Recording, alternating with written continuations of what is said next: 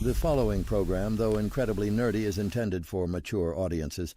Viewer discretion is advised, and you probably shouldn't watch if you're an overly sensitive pussy.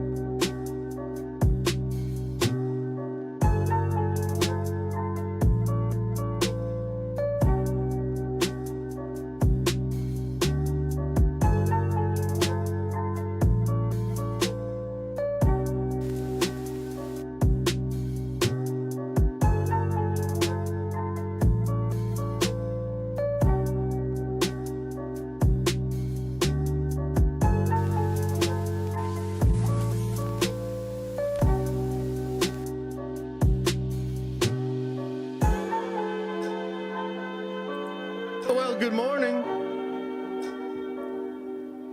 Well, good morning and welcome on in to another lovely stream. It's Friday. You made it. You made it to Friday. Oh man, it's gonna be a good stream today, I tell you what. I tell you what. Why am I saying what like what? Today, on today's show, we will discover more secrets for the Spider-Man's brand new day trailer. There's a reason this thing is popping off so much. Well, there's a couple of reasons. I think one of them is there's a lot to look at. There's a lot to break down. There's a lot to kind of try to decipher from the trailer, which is cool. So we're going to get into that. As it happens, we'll also need to talk about how it's apparently the biggest trailer ever in the history of trailers, which is like, wait, what? Like, what? We're going to talk about it. Yes, it's okay to be skeptical of that, but still, we'll talk about it. Interesting stuff there. There's a bit of news with Star Wars that I actually want to go over today. I think it'll be an interesting segment. We'll get into that. I want to see what you guys think of that. Actually, good things happening for Star Wars, but not maybe what you would think is happening for them. Also, Robert Kirkman gave his take on what is actually happening with comic book movies and comic book movie fatigue, and I thought his take was pretty damn awesome. So I also want to get into that and go over all of that with you guys today as well. So it should be a good Friday show, man. I'm feeling good. I hope you guys are feeling good. It's going to be a good one today. I will also say, shout out to all of the Nerdvengers that are down at MegaCon right now. I've been getting pinged and seeing photos, and man, it's awesome to see you guys all together having a good time. So shout out to you guys. I'm sure some of you guys are watching now, or maybe watching in a little bit or something like that. So shout out to you guys. I hope you have an incredible time. That is freaking awesome. So they posted a lot of pictures in the Discord, guys. If you haven't seen it, it's really, really cool. I'd recommend checking it out. So pretty good stuff. Hope you guys are doing well out there. Yeah, and RIP to Chuck Norris, as some of you guys are talking about in chat. Yeah, man, 86 years old. I think we saw just the other day he went into the hospital, had something going on, like maybe pneumonia, something respiratory, I'm not sure. But yeah, unfortunately, it seems as though he has passed. So rest in peace to Chuck Norris, man. Legend. And I know Chuck. I wonder how you guys experienced Chuck Norris, because like he had a run of awesome action movies. He did a lot of like kung fu martial arts stuff. And then, of course, Walker, Texas Ranger, man. That was my shit. Walker, Texas Ranger. Holy shit. Awesome. And then Mr. Chuck Norris had the great honor of becoming incredibly memeable. He was a meme before there were memes. And the Chuck Norris memes are absolutely incredible. So, Chuck, hopefully rest in peace. Made a big impact on the world. Pretty cool stuff. Yeah. Josh, who cares about Tard Wars? There's a new Doomsday plot leak for Doctor Doom actually hunting down the ultimate power, Kevin the Robot. I love you. Oh, thanks, man. What? My God. Yeah. We'll talk about some Tard Wars and some Marvel as well. Yeah. Conan O'Brien, Walker, Texas Ranger lever. Dude, yes. Oh, what a shout out. What a callback. That shit was incredible, man. And I remember when he like roundhouse kicked Conan through a bunch of boxes and shit too. That was pretty funny. Yeah, that's pretty funny. So what's going on with you guys, man? What's going on with you guys? How's everything going out there? I mean, you guys having a good nerdy week? Man, I loved Invincible. I watched all 3 episodes of Invincible. Thought it was phenomenal. Really excited to check out more of that show. And man, it's not perfect. There's a few things that I'm like, well, okay. But by and large, incredible, dude. Like, really, really good. So I don't know if you guys have started to watch that or not, but man, I love those first 3 episodes. So that was really cool. Been working on scripts and pulling together some ideas for content and stuff like that. So I'm having a good week, man. A lot of fun, nerdy stuff out there. Hope you guys are doing well too. Hope you're doing well as well. Seen Project Hail Mary last night. It was amazing. Oh, that's great. Yeah, I hope that does well. This is its opening weekend, right? Does it look like it's going to do well? Watched the trailer 3,000 times since last we spoke. Well, a lot of us did. I've watched it a lot as well, and I think that's probably why it's doing the numbers that it's doing, which again we'll break down in just a little bit here when we actually get into the show here. But yeah, dude, it's definitely something going on with that Spider-Man trailer. It's got some serious motion, that's for sure. I'm at a woman in business conference. It's freaking torture, says Bianca. Oh, well, sorry about that. But hey, look, you're also here. So just think about that. Dude, if y'all haven't read Project Hail Mary, I highly suggest the book. I've heard the book's really, really good. Yeah, that's awesome. That is awesome stuff, man. At least Spider-Man seems to be safe. Now we only need Doomsday to pop. Yeah, that's a fair point. Yeah, that's a fair point. Somebody asked me on the Discord earlier if the numbers for the Spider-Man trailer made me feel a little bit better about, Dune versus Doomsday. And I mean, sure, yeah, in some ways it does. I'll feel a lot better after we actually see the first Doomsday trailer. You know what I mean? I'll feel a lot better once we get there. But yes, it is nice. It is a little confidence booster for sure. Cyan, what's up, brother? First real Doomsday trailer could possibly be Brand New Day's post-credit scene. Multiverse of Madness first trailer was the No Way Home post-credit scene. Unlikely, I know. Yeah, something like that. Something like that could be awesome. I guess we'll see. There's a lot of stuff we're going to get into today. The thumbnail, it seems so wild that quantum lattice dynamics would indicate anything about Man-Spider, but dude, I'm going somewhere with this, and I think Marvel is as well. They're definitely cooking over there, bro. That's why I like that. Some people are like, why?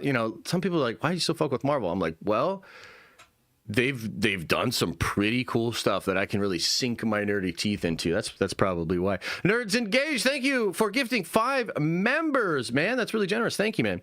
Adam says 5 more days till Adepticon. Yeah. We'll probably get. It's not 100% confirmed, but we're probably going to learn about the next edition of Warhammer next Wednesday night, or maybe next Wednesday/Thursday.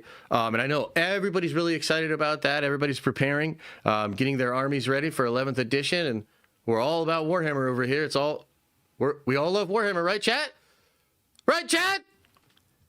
So yeah, that'll be awesome next week. Very excited about that. Do you think we get the first trailer next month or so? Yeah, I mean something like that tracks. I don't exactly know, but yeah. I need new Grey Knights. Yeah, that would be great. Who's the antagonist of this movie? Metzer, the Hulk, Out of Control, Spider-Man?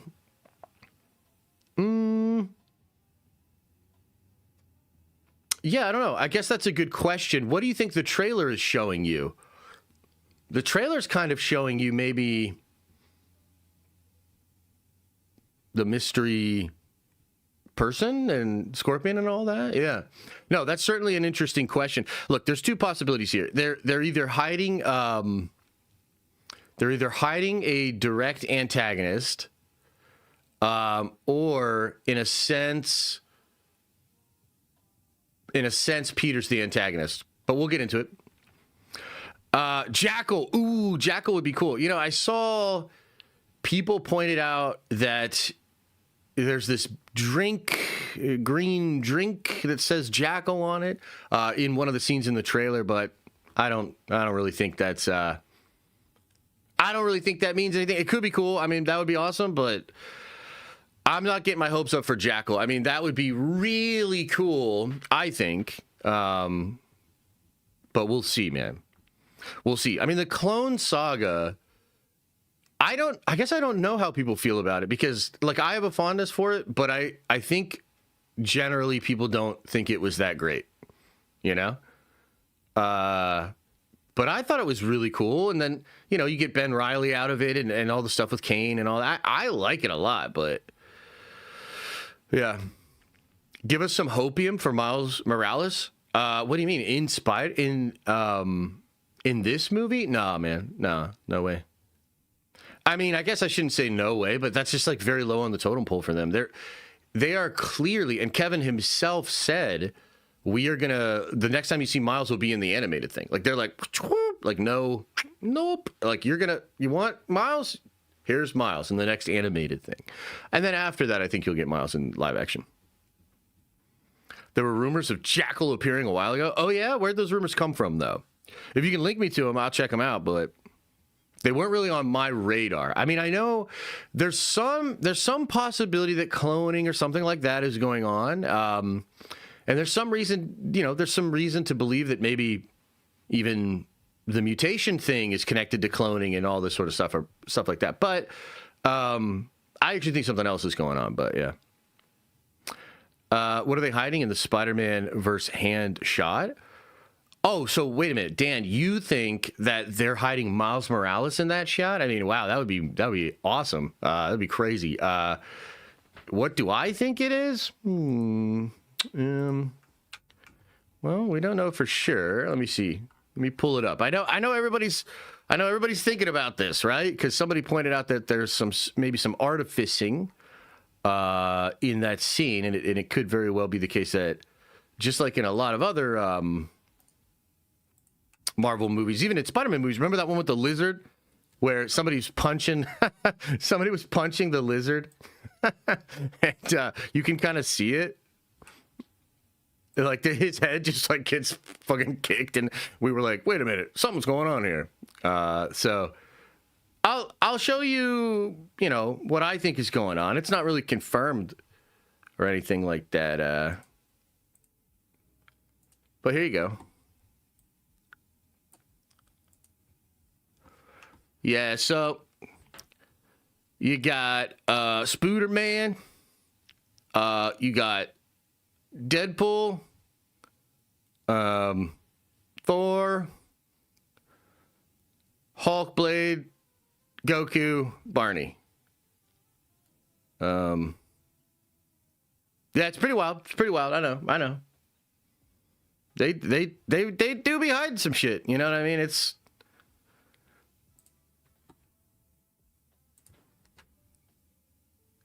What do you think, Miles? Chat, you think Miles? C-Dub says Interstellar plus The Martian plus E.T. equal Project Hail Mary. Oh, cool. Saw it Monday. Beautiful sci-fi. VFX might slightly be better than Interstellar. Wow. Yeah, I've heard the effects are absolutely incredible. So that's great, man. I'm glad you had a good time for sure. Banner had Lattice QCD on the projector in the trailer. I'm thinking that's how they explained the soft reboot of the MCU. Yeah, I mean, look, quantum wave theory and, you know, the idea of like the lattice or a maybe predeterministic intelligent manifold, right? They're cutting, we're going to get into it, but this idea of quantum theory is actually at the heart of like a lot of emerging ideas in science and things that are going on in our real world, and also maps perfectly onto what is going on in Marvel. In some ways, the loom itself that He Who Remains designed is the answer to the lattice, right? Like it's a way to deal with infinite possibilities, right? But yeah, we'll get into it. I think it's awesome, man. I think it's awesome. I think it's really cool. It's also kind of trippy and maybe a little difficult to understand, but we're gonna break it down. We're gonna get into it. Cryptic said Jackal would appear back in February. Oh yeah. You know, I saw this tweet from him. I didn't know if it was, I mean, it seems like it was a while ago, huh? April of last year. The trouble is we don't know how much has been changed with the film. I mean, we like have actual interviews with Tom Holland where he's talking about he's talking about the process of being a cog in the machine a little bit and having to fit the story. And we know at one point Kingpin was in the story. Like, dude, this thing has been through a lot of changes. So, like, you know, last April, Jackal was in this. Does that mean anything now? I don't know. Maybe. And it could be something that shows up like as a B plot or just a little thread that gets pulled on later. And maybe they want to do Clone Saga stuff later. I don't know. We'll see. Yeah, we'll see. I think the hand is added in the trailer. We will see Spider-Man and someone else jumping towards a different villain character, not the hand. Oh, yeah? That's kind of interesting. Why do you think that? He could just be a professor? I don't understand. Oh, yeah, you mean Jackal before he became Jackal? Yeah, that, I think, is more likely. Is that what you mean, Trev? Because that I could seriously fuck with, you know what I mean? But I don't think Jackal's like behind everything in this. Yeah. Because they are in the shape of Hulk. Wait, what? They are trying the same trick on us, so we are looking in the wrong place. Ooh, maybe sleight of hand. Okay, all right. Like an Amazing Fantasy homage, look at the sky. So is anyone else's theory that Brandon Day connects to Thunderbolts? Oh, yeah, there's something there. There's definitely something there, man. Yeah. I heard people think he's Connors. Yeah, that would be really cool, too. We'll see. I'm not sure. I think, here's what I'll say, just like overall with all of this shit. I think it is incredibly impressive that Marvel and Sony were able to create this movie and also this trailer in such a way as to satisfy the curiosity of all of us hardcore nerds. Like, we are scouring this thing, coming up with all kinds of theories, ideas, and speculation, which is what we love to do. And yet, it is obviously working on a surface level for the normies and shit. Because, like, dude, you don't get to 700 million fucking views in 24 hours without, like, a lot of people just being like, I fucks with this Spider-Man trailer, you know? And you saw that out in social media. A lot of people just really fucking with it, right? That's beautiful. It's like the kind of perfect dance, you know? Papa Josh, you missed my Doomsday plot leak super. I don't think I did, bud. I think I said it. No, I did. I literally read that. You must have missed it. I said, yeah. We'll talk about all of that. Don't worry. Yeah, 700 million views. Yeah, we'll get into it. I mean, I don't know if I even believe that, but it do be crazy. All right, let's maybe perhaps we begin the show. Perhaps we begin to go through these topics actually, you know? Let's dig into this. So, oh man, this is pretty fun. This pretty fun. Let me get to all this here because it happened in a couple of different spurts, as it were. All right, man. Let's get into this. This shit is crazy. This shit's so crazy. I can't believe it. All right, so this is the week of the Spider-Man brand new day trailer. First trailer, it came out on Wednesday, kind of like it all got sort of leaked that it would come out on Wednesday, and it did. And man, it was a good day, man. I had a good stream. You know, a lot of you guys were in here, broke it down live. You know, it was fun. It seemed like even on that day that the trailer had some serious motion, right? Hard to know for sure these days because the day before it felt like Dune had a lot of motion as well. Dune 3, that trailer, made some serious waves. Well, the thing we were waiting for was some kind of a reveal from the studios on what the numbers were. This is a big thing now. They love to come out with like some crazy ass fucking numbers. They count all the views on all the social medias and aggregate, and all, they use like some really weird math, right? And they get to these numbers of you know, what did the trailer do? A couple examples of this.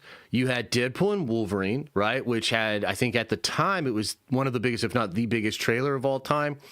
Doing, I don't know, I think it was like 300, 400 million views or something. Maybe it was like 300. We have to go back and check.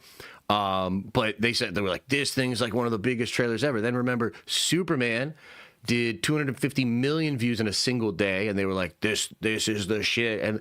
And so you're seeing this pattern, right, where they released the trailer, and then the studio released some numbers to kind of like use social proof to show you like how many people are really interested in this thing. Well, man, what happened with Spider-Man is kind of blowing my mind.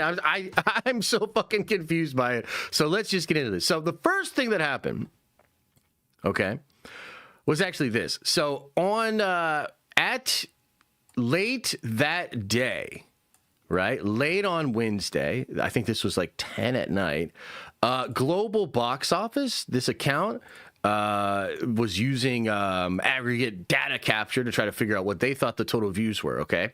And it said, Spider-Man Brand New Day first trailer has broken GTA 6 trailer 24-hour record. 475 million views in less than 12 hours. To become the first trailer in history to hit 500 million views in less than 24 hours. Okay. So this came out Wednesday night, and I remember I saw this shit. I was like, "Yo, what the fuck?" I think that I said literally, "What in the actual fuck?" Because that's crazy. Okay, now it's actually crazier than that. Okay, so I got to show you now that the very next day, the trades came out. The Hollywood trades came out and reported that the Spider-Man Brand New Day trailer has become the biggest movie trailer launch in histories with 718.6 million views in 24 hours. Bro, this trailer broke the previous record held by Deadpool and Wolverine at 365 million views. Bro, holy shit. My God, that is some crazy, that's some crazy fucking numbers. Okay, so first of all, the numbers are so crazy, in fact, that I think most of us are a bit skeptic of this, right? Like, dude, like chat, I'm going to look at chat. What do you guys think? Like, what do you think? Sus? Do you trust these numbers or sus? Because a lot of us, even myself, it's not the clips. I know, Trev. I thought that too. So this is the next thing on my notes here. So just chill. A lot of us can't believe this, you know? And I kind of can't believe it. I'm like, dude, there's kind of like no way, right? Like it doesn't even make sense. Like 718 million views. That's like 9% of the world population.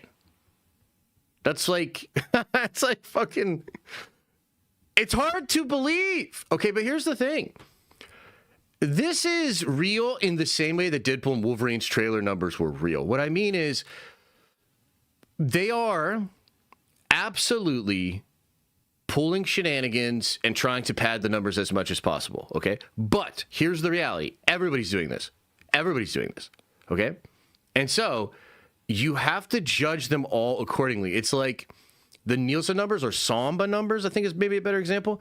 They're not great, but because they use the same metrics, you can use them relative to each other to make comparisons, right? So meaning everybody's playing by the same rules. Everybody's using as much as they possibly can to their advantage. And yes, that does mean there's probably a little bit of a disparity between these numbers and what is actual views of people engaged, watching, sitting down, watching the trailer, being like, yo, I'm making a decision about the movie. However, you can't deny that in this world where these numbers matter, Spider-Man just won. And won in a way that should really put some other franchises on notice, like, for instance, DC and Star Wars. When last I checked, the equivalent numbers for Supergirl and Mandalorian and Grogu were around 125 to 150 million views. Okay? Now, what the studios are not being honest about is that like 150 million views in 24 hours seems really good. But when you compare it to this, when you actually understand the difference between movies that are like really blowing up and really crushing it and resonating with people and the movies that are not, this should really put a lot of these other studios on notice. And I think one thing that you kind of can't deny, just looking at what is going on, is you may not absolutely believe these numbers, but when you look out online, I bet you can see a difference, an actual difference in how the trailer is being discussed, especially as compared to The Mandalorian and Grogu and to Supergirl. Like, just look at how it's being talked about. That's a great question. Ashton Martin says, so where are the Dune 3 trailer numbers? Being hidden. Because the Dune 3 trailer numbers are nowhere near as good as the Spider-Man numbers. That's just facts. Okay? Otherwise, Warner Bros. Would put the numbers out. Hey, maybe they will by the end of the day. But that's like actual facts. Okay? Now, that doesn't mean that Dune 3 doesn't have motion. Okay? It just means they're in sort of different leagues. They're like playing different games. Dune is maximizing the audience that appreciates those kind of movies, the audience that is there for those movies. It's maximizing on that audience, and it is creating growth within potential audience or like normies. Marvel's playing a different game. They already have all the normies, but they lost them. So they are in a get these motherfuckers back kind of a thing, which is like a totally different game, right? And I think you'd have to agree that these numbers indicate that they've at least got a lot of interest back from that wider group of normies, you know, those people like that. Like Dune's biggest movie is $700 million. Marvel's biggest movie is like 2.7 billion, right? We are playing different games. These are different leagues, okay? But here's a couple other things that make this even more interesting. Number two, this does not include the clips. Everybody thought that this number included all those 15-second clips, which would be ridiculous, but it did not. Okay? It did not. So that in and of itself is interesting because other trailers used gimmicks. They did. Superman used gimmicks, the Super Bowl. Deadpool and Wolverine used gimmicks. Okay? Now, I'm not saying that they didn't use gimmicks. What I'm saying is they did not lean on gimmicks as hard enough and beat every single trailer that's out there. Okay, so that's pretty crazy. One of the takeaways that I kind of had from this was, I guess, fuck the Super Bowl, you know, because I was critical of Sony's decision to not release this trailer during the Super Bowl. And I sort of had this impression that, like, I'm excited about the movie. A lot of us hardcore people are excited about the movie, right? Like, this is dope. But I don't know that normies are feeling it. And there's comic book movie fatigue. There's all these different factors. So I was like, dude, take advantage of the Super Bowl. And I was a little bit mad that they didn't, to be honest with you. Well, fuck me, because they did not need that shit.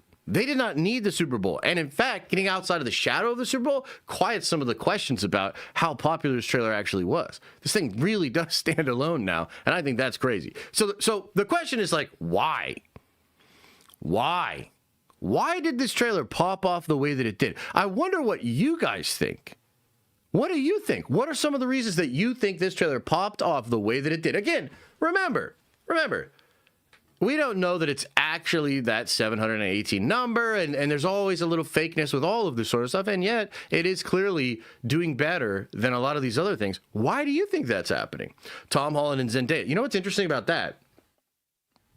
I think Tom Holland's Instagram video accounts for over 100 million of these 700 million views. Okay? So, Tom, interesting cat. We're somewhat critical sometimes of some of the things that Tom does. But, dude, I got to tell you, as Spider-Man, Tom Holland is legitimately one of the biggest draws in the world. Tom Holland as Spider-Man is one of the biggest draws in the world. Now, some of us old heads, don't necessarily feel the same way. Some of us like Toby a little bit more. We prefer Andrew a little bit more, or, whatever, right? But you still cannot deny that, like, dude, a ton of people, especially in a younger demographic, really fuck with Tom Holland as Spider-Man. Like, they really, really do, right? So that's really interesting. I don't know what the numbers are on Zendaya's, share of those views, but Zendaya is also an incredibly popular actress, especially with younger people, right? So, yeah, I think that could potentially be a part of it. What else? What else do you think is the reason, guys? Spider-Man is popular. Yes, that's true. Spider-Man is popular. Spider-Man is probably the most popular superhero on the planet, actually.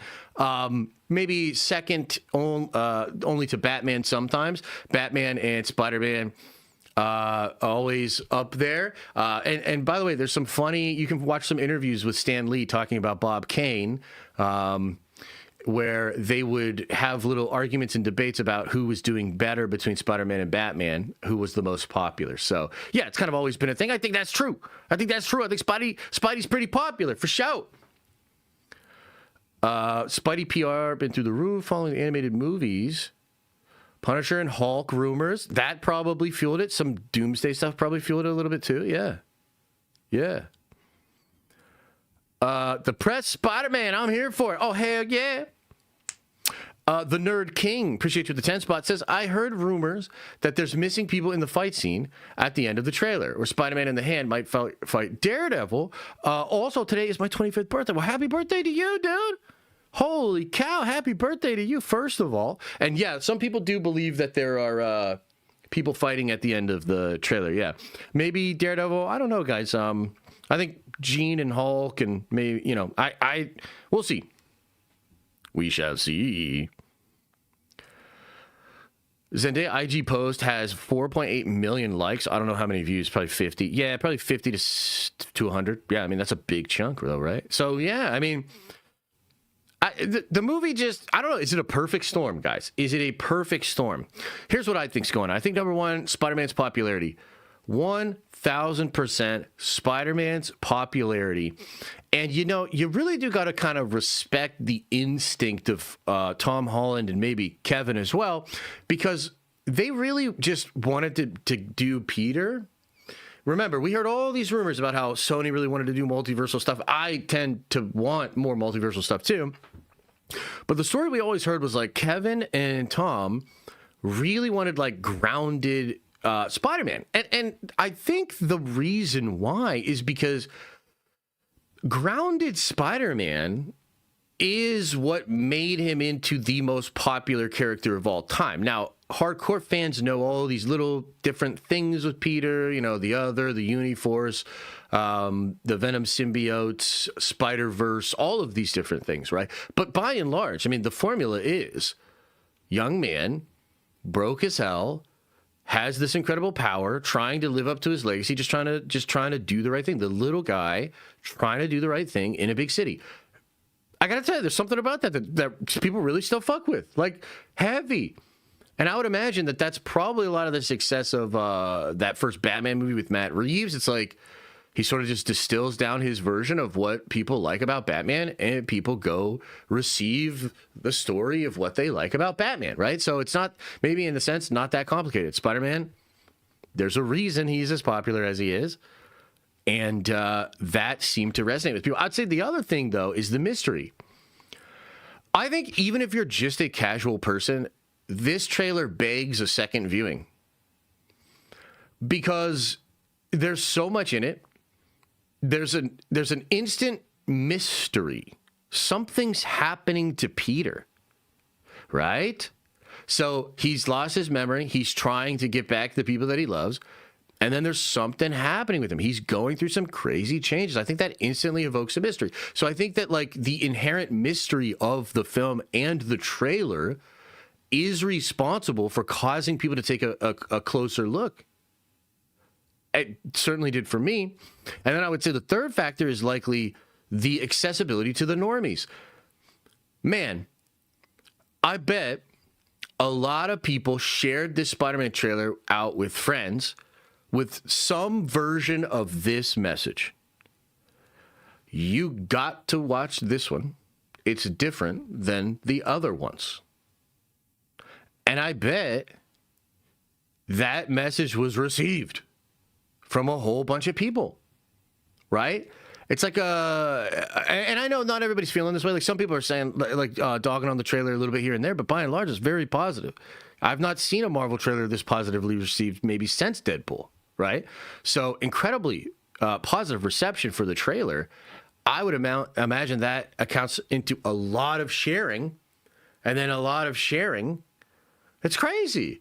So I just think that, man, they kind of hit the nail on the head. And I would also say that, and I want to get into some comments that Kirkman made about comic book movie fatigue, because I think that's like the sort of the underlying question here is like, yo, comic book movie fatigue is something people talk about. What's going on with comic book movie fatigue? Is the genre sunsetting? You know, is it going to go the way of the Western? Do we need video game movies, and do we need anime, and do we need these other things to take the load, carry the load?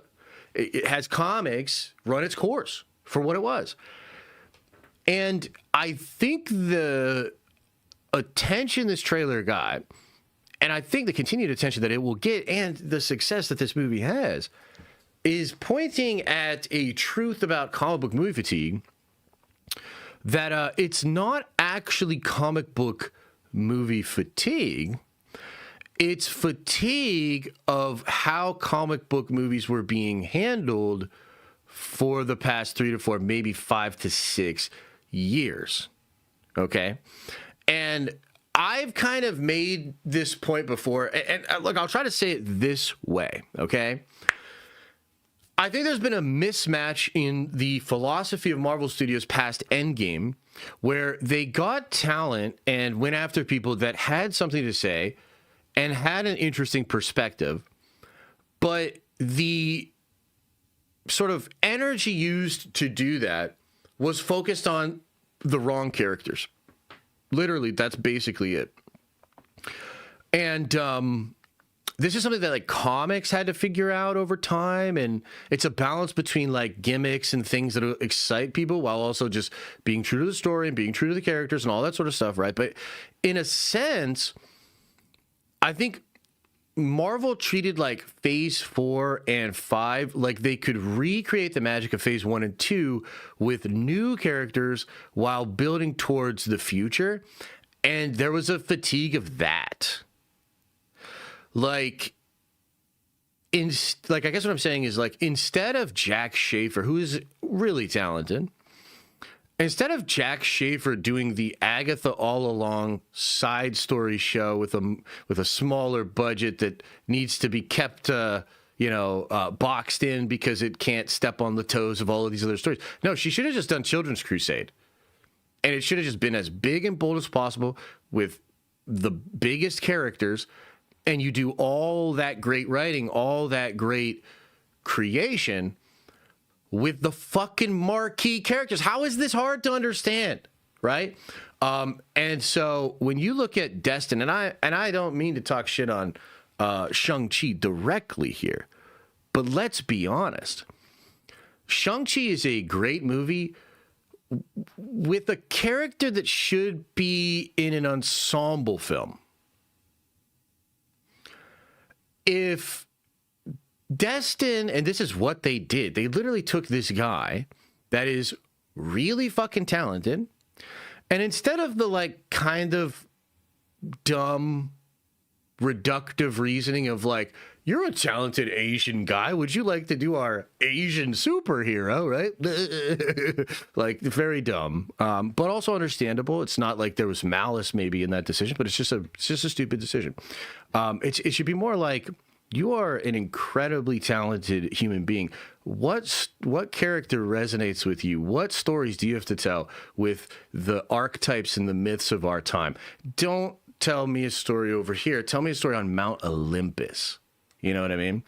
And I think in a sense that's what's happened. By the way, this is stuff that Christopher Priest used to talk about, right? You know, he has some quotes about, you know, why am I relegated to the black characters? I want to write Batman. I want to write Reed Richards. I want to do all this. And he does go on to do all that sort of stuff. Christopher Priest is amazing. But what I'm saying is, like, there were some things, I think, in the philosophy of Phase 4 and 5 that, while maybe well-meaning, were not conducive to what the genre actually needed, right? I would argue, at some level, the response to this trailer is a signal that there is something going on here that's very powerful, that's resonating, and that's good. So yeah, I'm excited, man. I really think this trailer looks incredible. I think it has wowed a lot of folks, got a lot of people really excited, and I think this movie's gonna be damn good too. We can hope as Marvel fans, and I think it's an appropriate thing to hope for. We can hope that this represents a new thinking over at Marvel Studios, and that they're more in line with all the shit that made them great originally, and that they're going to let great creators tell great stories with, and this one's important, great characters. Are we back, chat? Are we back? What do you think? Let me know. Let me know. Chat, what are your thoughts? What do you think? Are we back? Are we back, baby?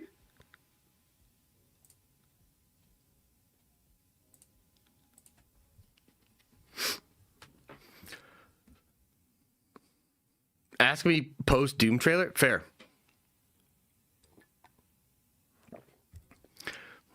If we're not back, it certainly feels like we're on the way, huh?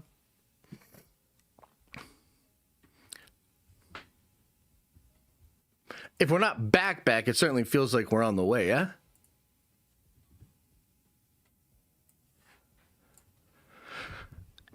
This feels like a more mature movie. Kids will still love it because it's Spidey, but adults and parents will be locked into it too. We back. Oh, well... Hold on to that thought, Stu, and I like where your head's at, but hold on to that thought because it's actually intentionally being created that way. This is a movie. I mean, what do you think the 3 life cycles of the spider are, right? Like, we are speaking about, yeah. There's something happening there. Yeah, totally appreciate that. That works. I think you're right. If Sadie is not Gene, then we're not back. Oh, shit. Oh, no. And then are you going to be so mad at me? Don't be mad at me. Spider-Man should be doing Avengers light movies like Cap 3. Absolutely. And by the way, he is now, but he would have if Sony hadn't been like, you know. But it's all good. We're here. He has become the Spider. Now he'll become the Spider-Man. I think you're right. Jabber Nasty said you missed some super chats. Okay, let me go back and see these. Josh, just try to relax your face, dude. I'll try, brother. Thank you. This feels like a more mature movie. We got that one. Was this missed opportunity for an R-rated movie with Punisher and Daredevil in it, or am I being delusional for wanting an R-rated Spider-Man movie? No, you're not delusional. I mean, I think the Spider Noir show is exactly kind of that. I think the Spider Noir show will be like rated R, TVMA. I think, actually, TVMA. And it'll be very mature. But no, that's not exactly what you're getting here. But yeah, it's cool. It's cool. I don't know that I would say missed opportunity, but I understand. I like where your head's at. I get missing Ned. They were childhood friends, but it's been 4 years. Bro needs to stop creeping on his high school ex. LOL. Yeah. Unrequited love. Maybe he should, but maybe he can't.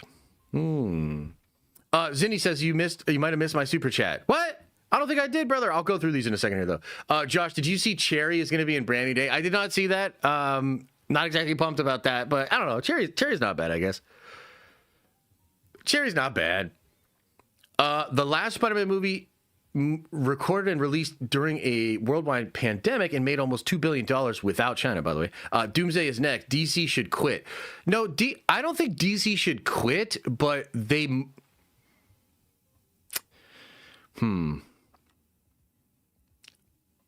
I don't think it's going well.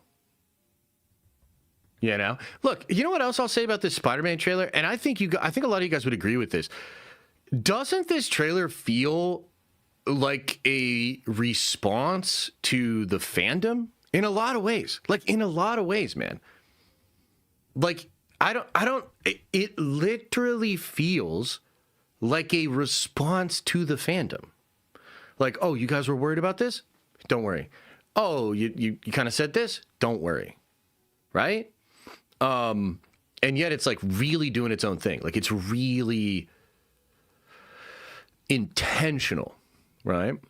So I guess what I would say to DC is like, you just got to I would take a look at how this year goes, right? Because frankly, it looks like all 3 DC projects are going to underperform this year. And I would if I were DC or if I were Paramount, I would take a look at this year and I would basically be like, yes, Mr. James Gunn, step into my office. And I'd crack a Diet Coke or whatever. And I'd be like, dude, this is not going well. So what are you going to do to fix it? You know what I mean? Like and if he doesn't have an answer that feels like it makes sense, then you need to sunset that shit. Like, you need to sunset that shit and you need to let a visionary come in. You know what I mean? I think that's just like a fair assessment of the thing, right? I mean, how could you explain, like, how is he going to explain 1 year, 2 years into the cinematic universe, a whole year of underperforming projects, right? I mean, he better hope Supergirl does really well, but I just don't see it. I don't see how Supergirl does really well, even if it's fucking incredible, which some people think it is. You know? Josh still owes $500. No, that's not true. I paid my debts. I paid him. A Lannister always pays his debts. All right. Interesting stuff going on with this Spooder's trailer. Let me get this other thing pulled up, man. Because I want to talk about what Kirkman said about comic book movie fatigue. It's so interesting to me. So interesting. Oh, wait. I was going back through the super chat. Sorry, guys. Little ADD. Okay. Zinni says, trailer was good, but like, I don't think it's the best in history good, although it's Spider-Man and picking up off a cliffhanger from No Way Home. Yeah, I don't know. I've seen a lot of people say that they think the Dune trailer is stronger. I completely disagree, and I like both trailers. The Spider-Man trailer is that good. In my opinion, it is that good. But it does piggyback off of, and this is what's like the really cool balance, is like, you're absolutely right in the sense that it piggybacks off of a whole universe of story that people are invested in. But see, here's the thing, though. Wasn't that the thing people said was weighing the whole universe down? Right? So if you think it's the thing that's driving the interest, how can it also be the thing that was destroying interest? Right? Yeah, these are interesting ideas, man. I don't know. Supergirl needs a political post or a wardrobe malfunction to be relevant again. Look, again, from what I understand, the numbers are like around 125 to 150 million total on Supergirl's viewership. Maybe it's gotten close to 200 million now over time. It doesn't have motion. Not in the way I think the film needs to justify its own existence. But I guess we'll see, right? Okay, I think we're all caught up on supers. Are we good now? Are we good now? Can I move into some other shit? Are we chilling?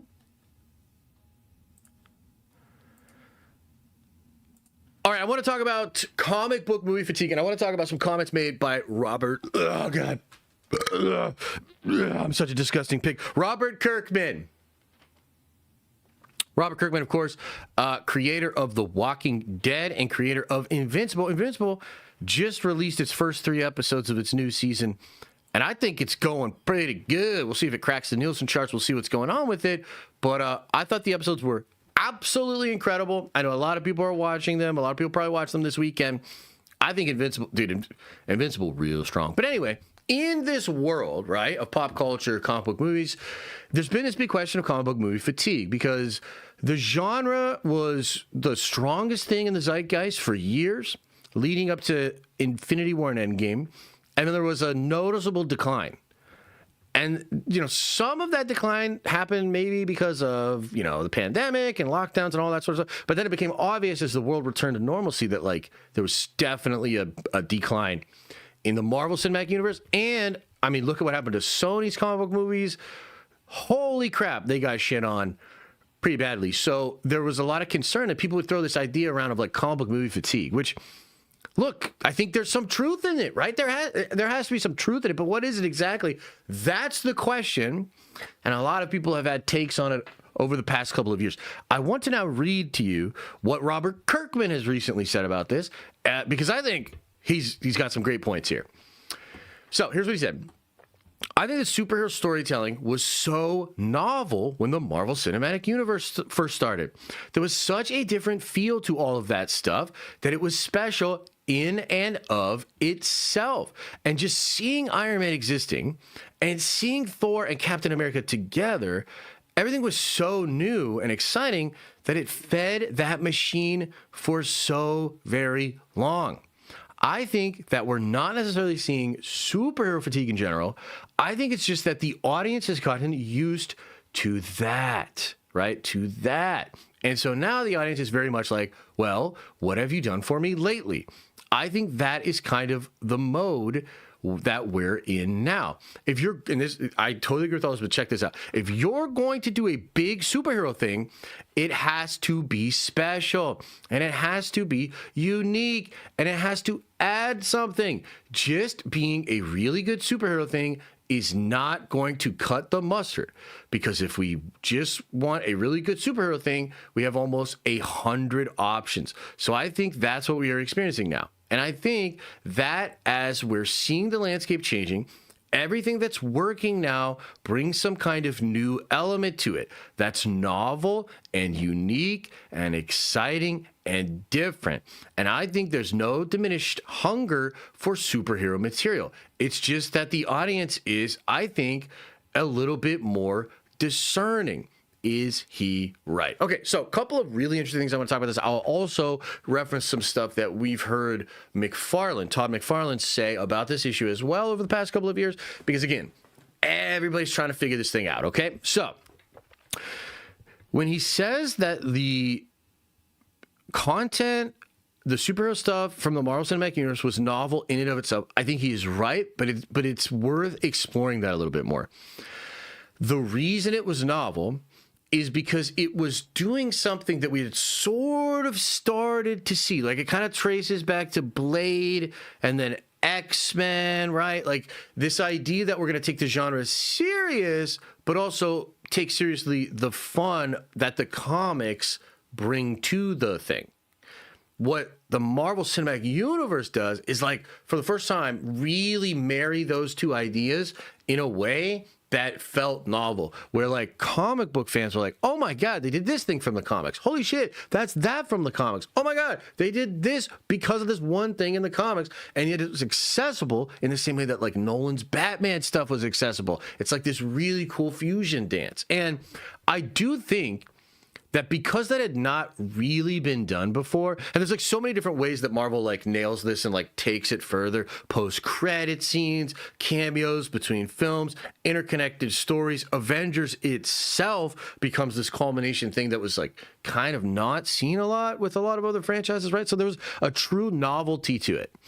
And I've actually made this point before that like Marvel used to be at the bleeding edge of making fan dreams come true. And you used to go in there and literally just be blown away. Like, I remember seeing Bucky as the fucking Winter Soldier for the first time and just being like, holy shit, they did it. There was a novelty in and of itself of just doing Winter Soldier right in live action. But I think Kirkman is correct that they maybe leaned on that a little bit too much, or really what it is, in my opinion, is they weren't able to figure out the next version of that. The next version of that. How do we stay on the bleeding edge of making fans' dreams come true, exceeding expectations, really shocking and wowing people, right? And yes, Marvel did have ways to do it. Like the Sony thing is interesting. Infinity War and Endgame are like a version of that. But you look at, I think, guys, if you look at the Phase 4, Phase 5 playbook, it is way too much leaning on that old trick, right? Like, they just think it's cool enough to see Shang-Chi. You know what I mean? Like, they think it's cool enough to actually just see Black Widow's backstory. Like, it's cool enough to just see Jane Foster Thor and Gore the God Butcher and all of these sort of things, right? And it's like, no, not really. That's actually kind of tired. I expect that now. So how are you gonna exceed my expectations? How are you gonna show me something I've never seen before? How are you gonna keep this novel? I think that's actually a big part of what happened. But I think it also kind of goes back to what we were just talking about with Spider-Man. And this is where I'll bring in the Todd McFarlane bit. McFarlane had this point that he looked at a movie like Captain Marvel. And he said, he looked at that like a book, a comic book. And he was like, I can sell a Captain Marvel book if I wedge it in between this massive event, crossover event, right? I can absolutely sell that. It's a new #1. It's tied to this big event. I can sell that book. Can I sell that book outside of all of those external factors? Does a character in and of itself carry enough weight to sell the needed copies per month to keep that book on the shelf? No. So Marvel, I think, had a false positive with Guardians of the Galaxy. This is McFarlane's theory, and I actually believe it, which, by the way, it's interesting to now look at what James Gunn has gone on to do with DC and how that's frankly not working, and maybe realize that, yes, the Guardians thing was a false positive and perhaps hit at the perfect time when some of these other novelties were still really good for fans, right? Because otherwise, how do you explain it? Now, what do I mean by the false positive? Guardians is not a super popular comic book character group. Like, they're fairly well known, but they're not even as known as the Fantastic Four. And I think we just proved last year that the Fantastic Four isn't even popular enough to really get to like $1 billion, really, just on its own draw, right? So basically a C-level group, right? And Gunn gets a hit out of it, makes a big fucking hit. Now, because it was a big hit, because again, Marvel was popping and the novelty was there and all these things, Guardians becomes that thing. Guardians is enough to carry through a trilogy and do really well continuously, right? Because it did that. But the reason it's a false positive is because it made Marvel think that they could take any obscure character, any, and do the same thing, make it into a big hit. And frankly, that's just, first of all, that's illogical, because like the 80-20 rule would imply that like that would just never happen. If every character had equal draw, you'd never have a smash hit character. That like it's like the inside and outside of a room being actually a part of the same thing, right? Probably a trippy way to say it, but like, first of all, it doesn't even make any fucking sense to do that, right? It's like if everybody's special, nobody's special kind of an idea. But also, there's no precedence within comic books in general that has ever worked, right? So I think it's kind of a combination of them thinking the same novelty will work, thinking all characters can do that, and both of those things kind of like running out a railroad at the same time. Like that's kind of like my impression of how it went down. But I think Kirkman has a very unique, perception here. And dude, Invincible's doing really well. I've been gushing about Invincible for a couple of weeks. I think it's having a good run so far with 3 episodes. I think the next episode will be really good. I would imagine by the end of the season, this thing's popping. The video game's coming out. Invincible's crushing it. And it's like, why? Well, I think because like when you go to see Invincible, it's not like the Agatha all along spinoff of a spinoff show character. It's Invincible. It's the story of Invincible. It's like the thing. It's a similar thing with One Piece. It's like you go read One Piece, you're not going to read like the side story of Baroque works, lost character, this, that, that. Like no, you're gonna experience One Piece. Marvel has always had different characters and different things going on. It's a little bit different. It's not a one-to-one. But I'm just telling you that, like, I don't think these side stories, small things can work on their own in a world where the audience expectation has moved past that. Which is probably why the next saga seems to be full of ensemble stuff. You've got your X-Men. You've got Champions. You've got potentially Brotherhood of Mutants. I think you're going to see a lot of fucking groups in the next saga. And I bet even the solo characters, you'll see their movies be full of other characters. I mean, look at Spider-Man. Spider-Man has Hulk and Punisher, and it's got all these villains. It's got the hand ninjas. I mean, dude, that's what I talk about, right? In the name of the Red Guardian. So, yeah, interesting thoughts here by Kirkman, adding a little bit of my perspective on it as well. Chat, let's add some of your perspective on this. What do you guys think about this, man? What do you guys think about this shit, man? I get your point about Agatha, but it's pretty fire. I thought Agatha was great. But I think we would have been better served had Jack Schaefer been given more toys, a bigger assignment. Like, let's not piecemeal this out anymore. Let's blow people away. Like, that's what Midnight Suns, great example. Yeah, Midnight Suns, absolutely. All the toys at once. Yeah, dude, let's, like, yeah.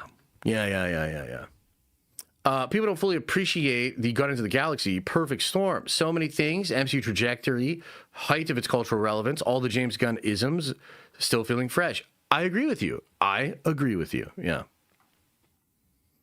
I don't know how DC can come out with one Superman movie, make Peacemaker Season 2 and say it's a failure and give it so much criticism. Well, if you really listened to what I said I would take a look after this year.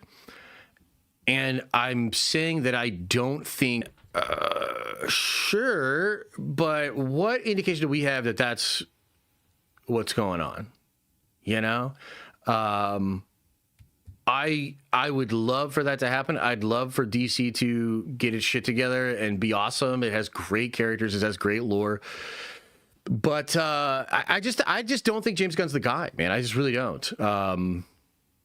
Yeah, but I guess we'll see. 102 RDS for the 10 spot. Really appreciate you, brother. Says Grace Randolph was saying yesterday that the Spider-Man trailer is extremely divisive, and she thought the CGI was awful. Then she went on to say Dune will probably make more money. Interesting. I don't have that perspective. I wonder where she gets that perspective.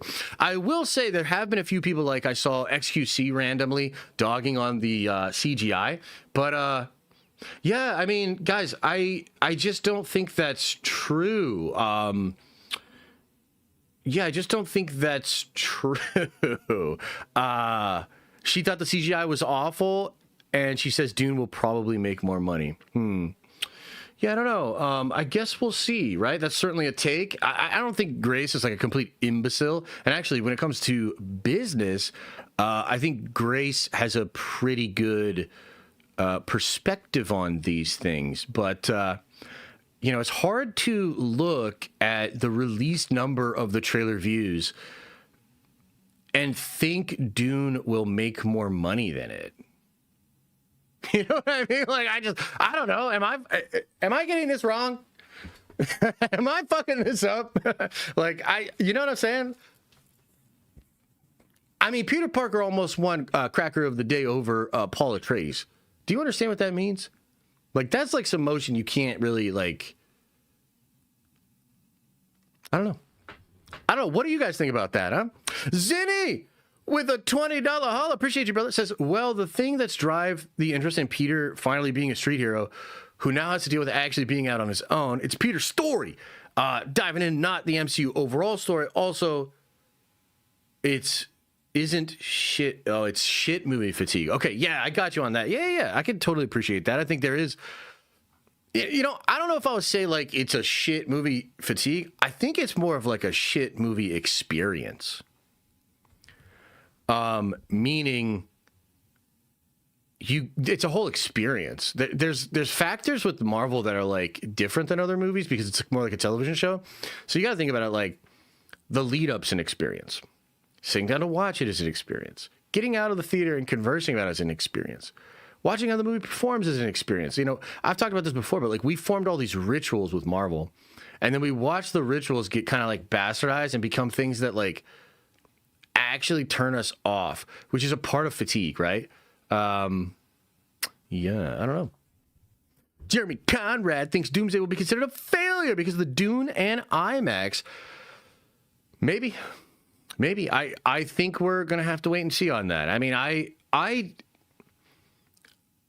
got to tell you, I think these numbers to me actually kind of gave me somewhat of an ontological shock of how I thought I saw this all going. Maybe 2 days ago, I would have agreed with Jeremy and Grace. You know what I mean? Seriously.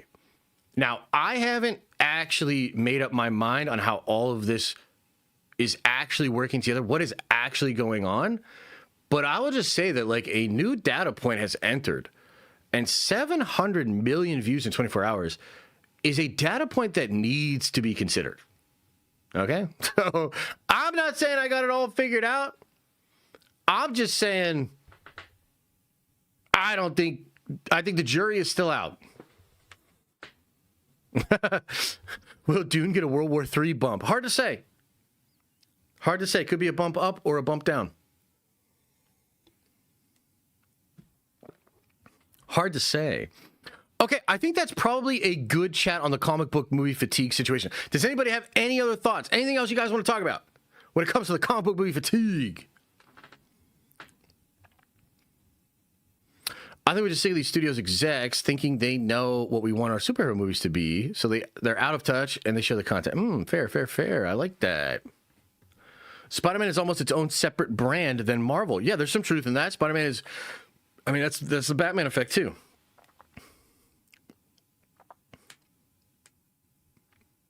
I saw Grace's breakdown. She liked it. What are people talking about? Well, people might just focus on, different things or whatever, and they want to see what I have to say about it. So it's all good. Kirkman is spot on. On top of the slop Marvel gave us, piled onto the fatigue. Loki was good because it felt like we were getting something new. I think that's correct, yeah. That lady's losing her mind. It's a Spidey movie, let alone it's going to draw people. It has cultural symbol. Dune doesn't have that kind of pull. I think Dune has pull. I don't think Dune has Spider-Man pull. But I think Dune has pull. And again, it's like what I said before, I think is like, I mean, this is just the way that I see it. They're playing different games. Dune is emerging into more of a culturally relevant position. Look at the movies, 400 million, 700 million, the show doing like, decent numbers. That show might have done Deadpool or Daredevil Born Again numbers, which for Marvel is like panic, but for Dune is like, okay. I mean, they literally greenlit another season, right? So you got to understand, like, these are just, they're at different, there are 3 life cycles to a spider. Okay. So yeah, Dune has cultural relevance. It is just playing a different game. Now, Dune has the opportunity to like do something incredible. I think Dune could make $1 billion. Absolutely. Absolutely. But I think Spider-Man is a lock for like a lot of money, guys. I mean, they are not even showing you the Jean Grey stuff. There's fucking X-Men in this movie, dude. You know what I mean? So, yeah, no, I think Spider-Man's going to do real good, brother. I think Spider-Man's going to do real good. Real good. Like, oh my God, kind of good. I mean, isn't the trailer? I think trailer numbers are absolutely incredible. Do you guys not understand the trailer numbers? What? Do you need me to give you some pie charts and some Venn diagrams and shit? Like, come on, man. Also, now I started fucking with my hair. The curls are starting to bug me. I gotta go get a haircut. No.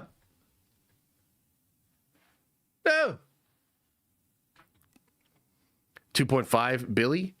Sick hoodie. Thanks, man. Break out the power thrust. What? Doomsday trailer going to break records again. Yeah, probably. Grow some dreadlocks. Wow, that's a take.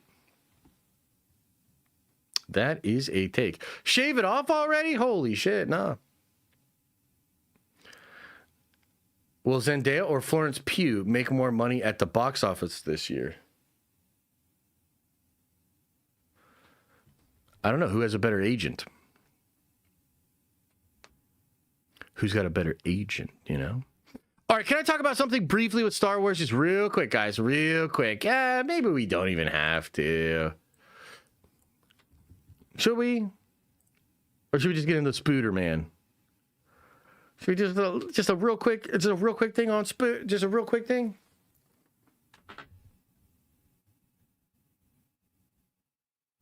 Star Wars is dead. Oh no, Star Wars. Let's talk about Warhammer. Oh, dude, we're gonna talk about Warhammer next week because the 11th edition's coming, baby.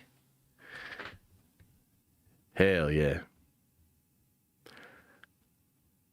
Scotty knows 84. Skip it.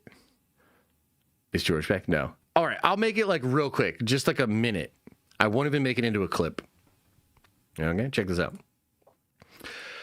So I want to talk about this because this happened with Fortnite here, okay? And basically, guys, do you guys know about the Fortnite Unreal Editor?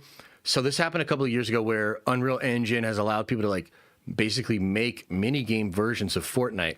Like, dude, there was a dude that made a Fortnite version of one of those games who just like climb shit, and he was making like some serious fucking money because like what Fortnite's trying to do is kind of create an ecosystem within the game, I guess, sandbox that allows users to create custom games that then like they can get a piece of. Like, it's crazy. So anyway, it was just announced that they're adding Star Wars tools to this. Okay? So you can go in and customize with all of these assets and create Star Wars games, Star Wars content.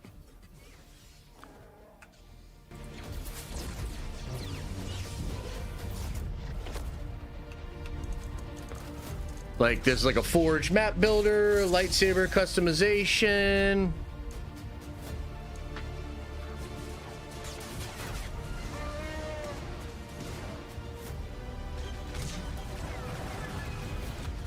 So it's like Forge within the Fortnite. Look at these tools.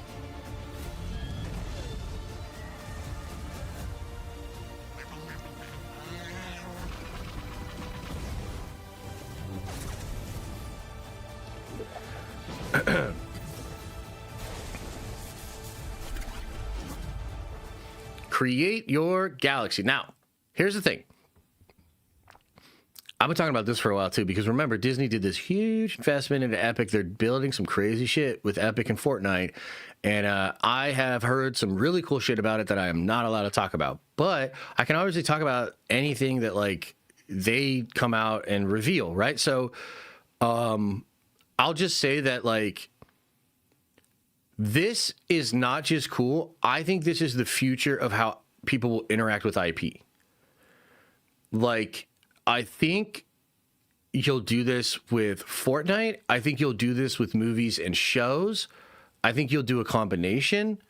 I think the sky's the limit, and I think this will be the future for how we interact with this IP because, you know, specifically with Star Wars, right? One of the problems with Star Wars, and one of the reasons that people fucking hate it now, is because the only ways that you could, like, interact with the big story of Star Wars was through these products that were created by people that, frankly, did not think Star Wars was the same thing that we did. So whether it's the Star Wars Outlaws bullshit game, whether it's Kenobi total bullshit game, or yes, Andor, sorry, everyone's wrong, I'm still right, not Star Wars bullshit, it's like I am at the mercy of what these other fuckheads think Star Wars is. No more. That has to end. And instead, what will happen, and this will happen across the board with all entertainment, instead, they will allow the user to generate the experience themselves. And then there'll be some cost associated with, like, a licensing of using the IP. And beyond that, here's where it gets really interesting. I don't see Marvel, Star Wars, or any of these big IPs actually employing dedicated creators to create comic books, television shows, or animation anymore. In the future, that is not how it's going to work. In the future, it'll be more like YouTube, meaning everyone can create Star Wars. If you pay and you have to work within certain parameters, there will be all kinds of safeguards to, you know, make sure the IP is still Disney safe and all that sort of stuff. But that's what will happen. It's like they will literally hand it over to us, and then the cream will rise to the top. So instead of having, like, Marvel Comics line, where there's a bunch of these people that are paid and they go to these retreats and they formulate all these comics and everything, it's like, no, literally, it's all us now.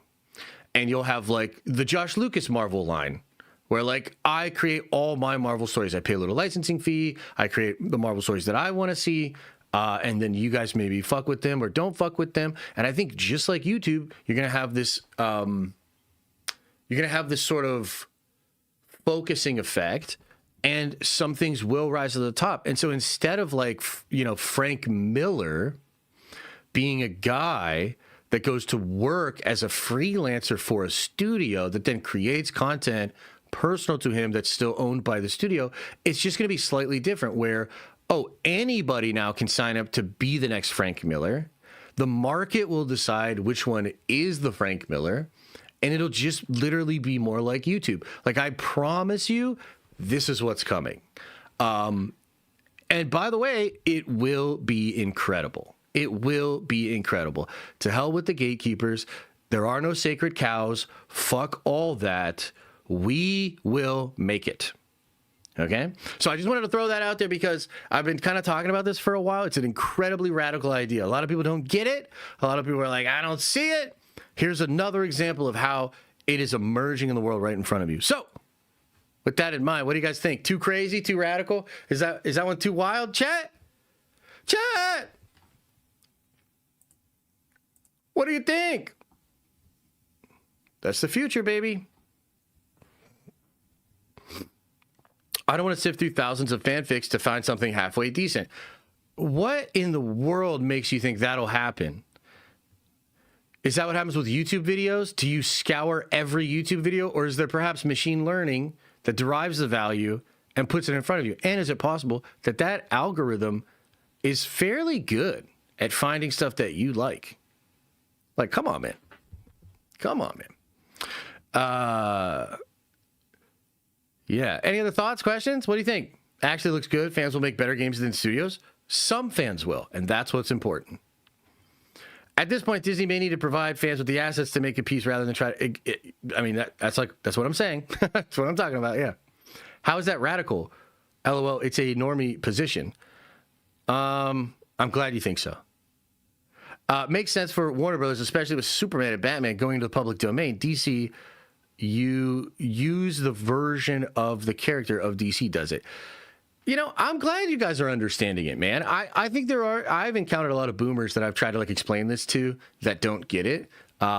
It's cool that you guys get it. Yeah, no, this I'm glad it makes sense for us. Would it feel like a movie you made or a movie you told AI to make?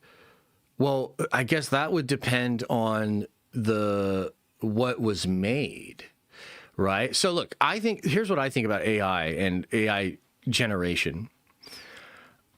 I think it is actually impossible for AI to create something that resonates on a spiritual level because it doesn't have a spirit. I think it's possible for AI to make something that might make you feel interested intellectually, especially as it gets more advanced. Like it actually is really smart. It can draw like some really interesting conclusions and do stuff like that. But some of what makes a movie or a show or a story good, it's like there's like a mystery to it. There's like, why did you even put that in there? And then all of a sudden, years later, there's a meaning that's made from it that is very like human or spiritual, right? So I don't think AI will be able to make all of that. Will AI stop you from needing to go pay thousands of dollars to get something created by other artists and rendered? Absolutely. But if you understand the difference between those, then you'll understand that the spark of creation is still human, and it always will be. Didn't you say Claude was sentient? Yeah, it is. I don't know that it has a spirit, though. I don't think that it's capable of spirit, but it's intelligent, yeah.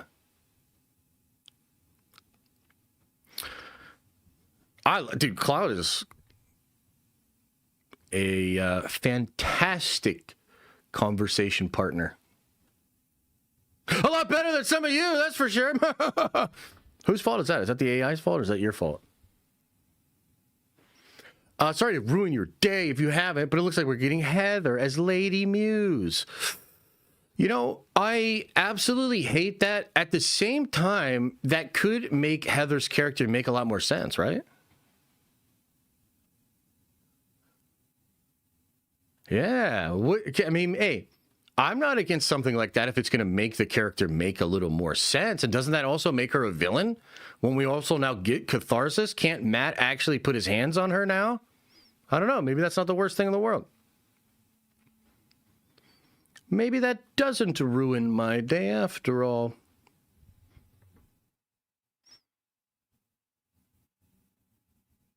Yeah, Muse. Yeah, Muse.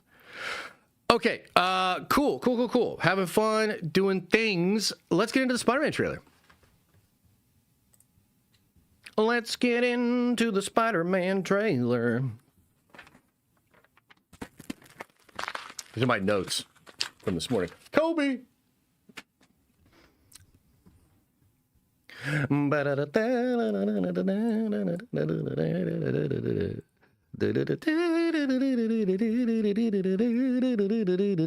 I like Spider-Man. Y'all like Spider-Man? Man, I like Spider-Man.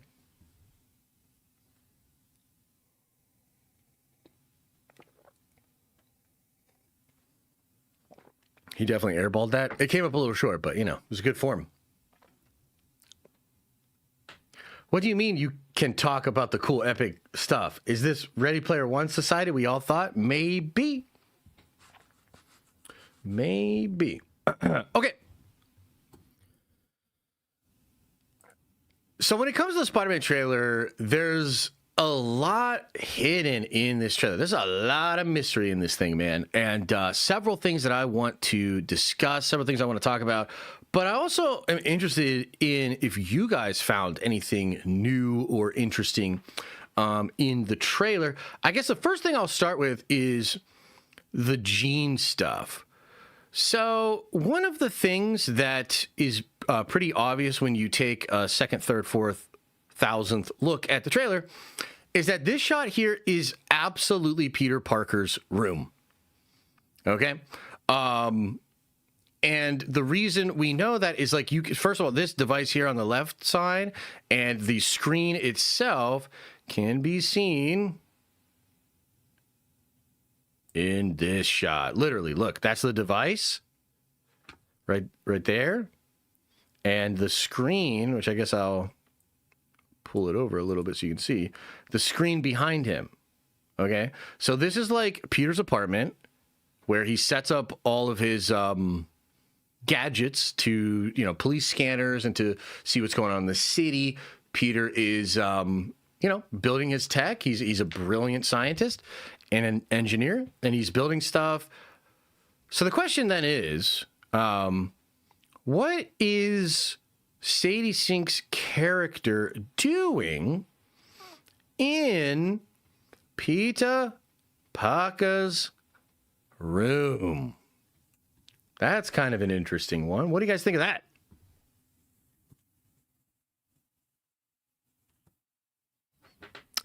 Big Brick, I love that for you, but you are wrong. Oh, waiting for it's just the Matt people to chime in? Yeah. So, look.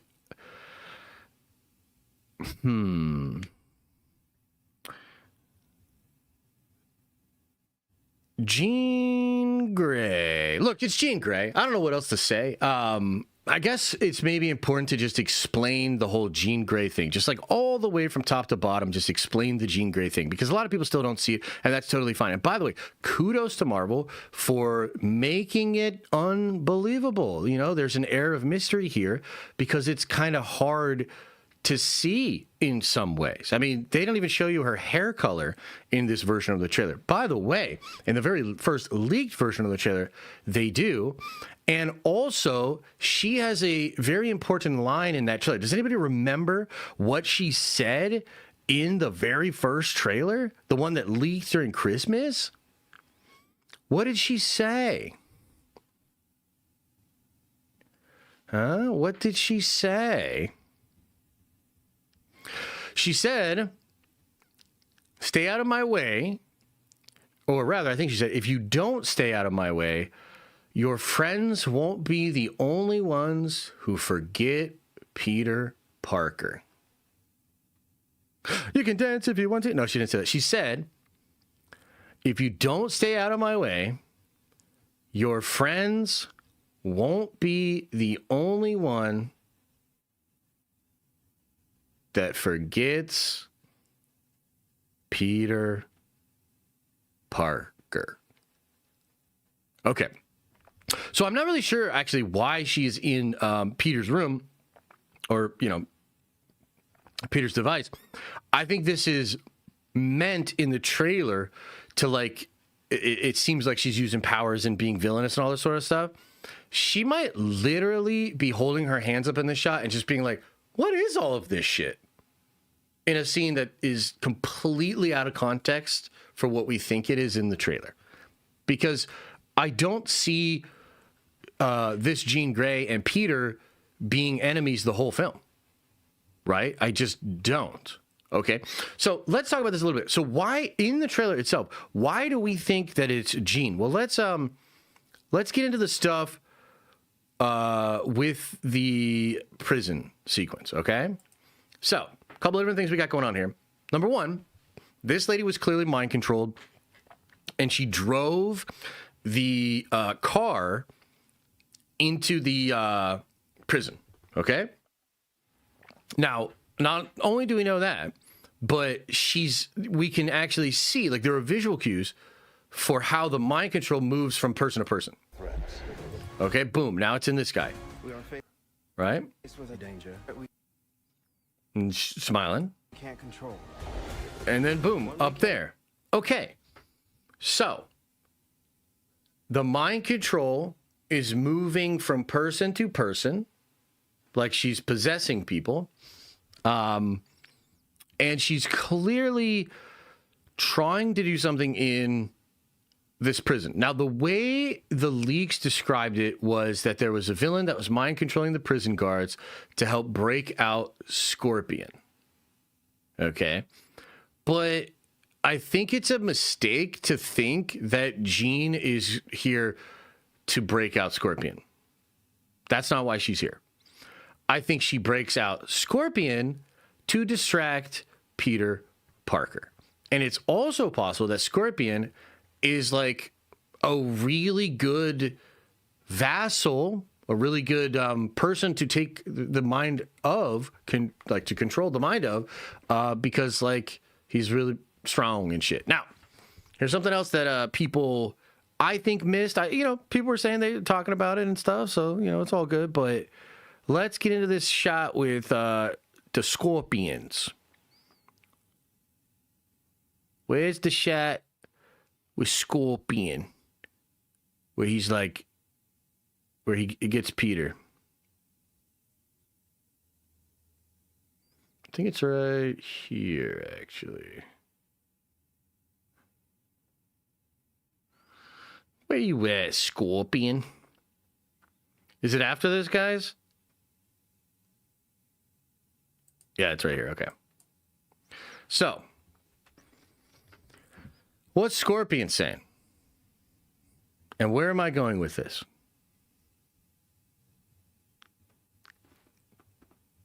Scorpion is saying, stay out of my way. That's the same thing Jean Grey said in the first version of the trailer.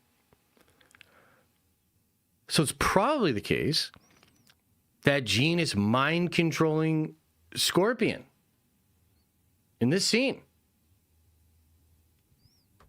to get Peter to stay out of the way, right? Is this starting to make sense here? Okay, now let me try to explain what's going on with Jean just overall, because again, I've explained this many, many times, but people are still confused about it, so let's try to give it another shot. The Jean Grey we are about to meet is a Jean Grey that got her powers later in life than she should have. And because of that, she has not had the years of training and tutelage from Professor Charles Xavier.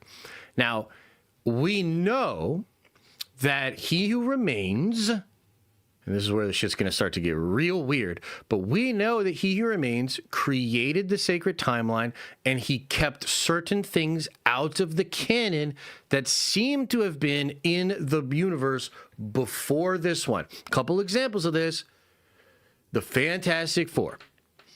The Fantastic Four, we can assume in the Prime universe, went up into space in the 60s, had the accident, received the cosmic rays, and became the Fantastic Four. How do we know this? Well, in Multiverse of Madness, when Doctor Strange stands before the Reed Richards of 838, he says, didn't you guys chart in the 60s? And Alex Perez explained that that is because in the Prime universe, Steven remembered and knew that they were astronauts that went up in the 60s, had the accident, were exposed to the cosmic rays, and became the Fantastic Four. His memory of them as a band is like the jet ski magazine that Mobius has in Loki. Let me explain this. Doc Strange loves music. In the very first movie, he's incredible at recalling the names and the dates of tracks that are released. Okay? And he has a photogenic memory. That's why he's so good at being a doctor. It's why he's so good at being a sorcerer. But he's obsessed with music. Okay? Mobius is obsessed with jet skis. And when Loki first confronts him about this, he doesn't know why. Mobius is just, he knows a lot about jet skis. He's like, form and function had this perfect meeting, and it's this beautiful thing known as the jet ski, right? Now, it's later revealed that in his first life, or at least in his prior one, Mobius was a jet ski salesman. He Who Remains stole that memory. And yet, there is an echo of that reality that makes its way through the whatever He Who Remains did and is there still. It's like you can't forget. Okay? And so a similar thing with Doc Strange, right? Doc Strange. Okay, now look, a lot of that's trippy. Let's go back to this movie here. What am I trying to say? I'm trying to say that I feel like the Prime universe was split, And certain things like the X-Men, the Fantastic Four were placed into their own timeline, kept separate from the other ones for whatever reason, likely because they still needed to exist in some way, but he didn't want them to like interact and basically gather their forces against him or whatever, right?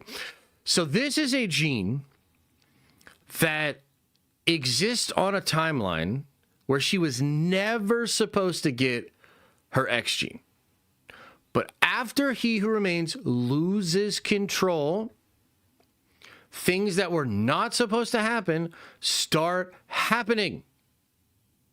One of them is the X-Men begin to get their mutant gene. Now, I think that's likely connected to the snap, the blip, Thanos. And so what you're really seeing is a Jean Grey that was never supposed to get her powers start to get her powers, and that causes all sorts of problems. She doesn't have the discipline that she would have if she had been raised by Professor X. She doesn't have the empathy that would come from the education of Charles Xavier, right? She doesn't have the skill, right?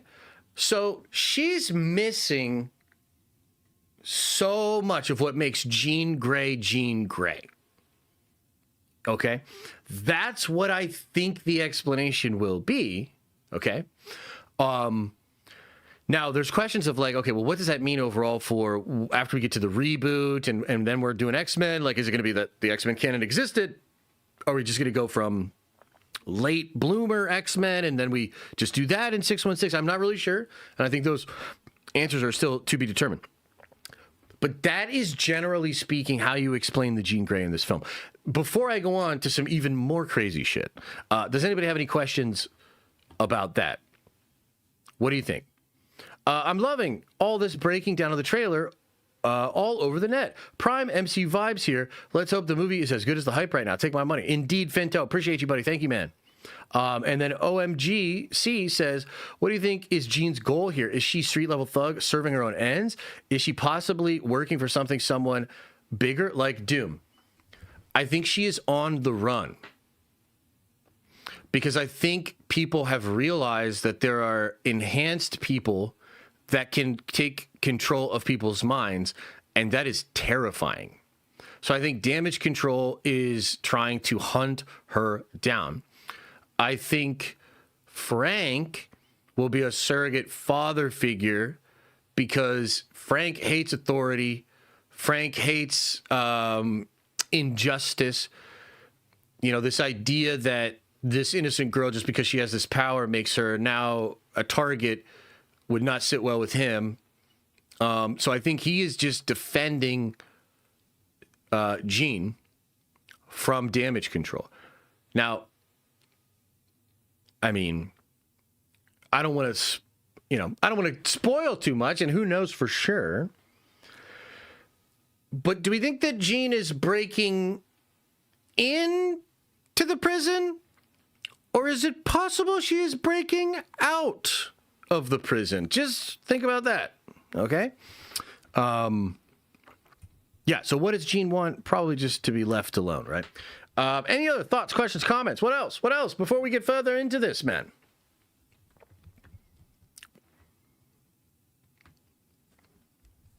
What do you think? Whatever caused the X gene to activate had to been after Loki gets taken by the TVA. I think so, yes. I think so. What if, in the ending sequence trailer, Frank is in the Spider-Man with Spider-Man in the War Machine armor? I will bust a nut I mean, I shouldn't say that, but I will be very excited if Frank is in the goddamn War Machine armor at any point in this movie. My God. Why would the Hand be in prison? There are reasons. I mean, I don't know. Why would they be? I don't get how Jean needs Punisher help. Isn't she an Omega level mutant? Yeah, so look, it probably has to do with the fact that she can't actually, like, she doesn't really know how to use her powers. Right? So she's like a Jedi without a master, you know? And she has incredible potential, and she's very powerful. But like, if you didn't know how to use it, right? Then what good? Like, you know what I'm saying? This is young Jean. It's her origin. Yes, I think that's probably it. What if she just got her powers? Yes, I think that's what's happening. She just basically got her powers. Yeah. Drewski with the 5 spot says, don't know if it's been mentioned yet, but did you hear Webb shoot in the upside down scene? He didn't have the shooters, def organic webs. Yes, it seems like they're organic webs. Yep. Jean without blocks from Xavier is uncontrolled chaos, as I recall, too. So, in a sense, yes. In a sense, yes. Here's what I would say. 2 things. Is Charles the only one that could have put those blocks in? Number 1. Number 2, think about what is happening to the wider multiverse and what might be happening to the Phoenix Force and the White Hot Room. You know, I think there could be something there. You know, I think there could be something there, okay? Who's more of a baddie, Sadie or Zendaya? I got to be honest, neither of them are actually my cup of tea. I think they're both good-looking gals, just not my personal cup of tea. Different stroke, different folks, you know? What's the White Hot Room? The White Hot Room is like a superstructure or a conceptual structure in the multiverse. It is something to do with how everything is rebirthed, that everything is destroyed and then everything is rebirthed, right? There's been all kinds of different explanations and retcons and ideas about it. Again, you know, you sort of have these 2 cosmologies in Marvel where you've got sort of the Starlin and the Al Ewing version, and maybe they intersect in some ways. So the White Hot Room is really cool. It's a really cool thing that I hope gets explored, but yeah. Bruce isn't talking about Peter transforming. Maybe he's talking about how the Snap have transformed people like Jean into something dangerous. Yeah, it's possible, man. It's possible, yeah. But why do they want her in particular? I'm not sure. What do you mean, who? Who wants her in particular? Even if it's Jean, it still doesn't make sense. Why would she be in this movie? Street level multiverse on hands. Maybe it's a movie piece of... God, dude, she sounds such like a little whiny bitch, brother. You know, I'm not trying to be rude, but like, you sound like a whole ass bitch.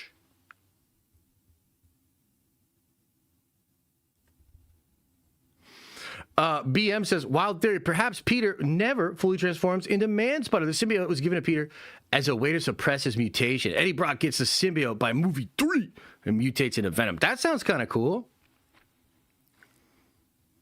That sounds kind of fun, dude. Yeah, that sounds kind of cool. Okay, let's go on. Now we got to talk about quantum shit. When did I become an expert on quantum theory? Wave function? Last night. Didn't you do the homework? Okay. Let's talk about this. When I first saw this, I thought it was pretty crazy. Okay? So, lattice quantum dynamics, he calls them chromodynamics, which might have to do with the chromosome, right?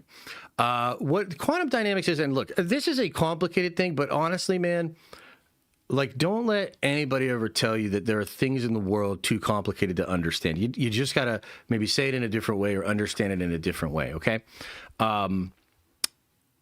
What this idea is dealing with, guys, is whether or not what ends up happening with what parallel realities or what parallel things end up actually manifesting, whether it is by design or by some other force that would maybe imply intention. So the lattice itself is it's like a super complicated thing, and a lot of physicists will throw like a lot of fancy words at you, but it is essentially like a checkered board that they create to explain that even though something can be in two squares at once, it is still all chartable and understandable, and that there is a structure to the universe, even at the quantum level. Okay? Meaning, and this is something that like Einstein really sort of struggled with. This is why he kind of goes away from quantum mechanics in the end. When you look at quantum wave function and what's actually going on with matter, there are like a few things that are really weird.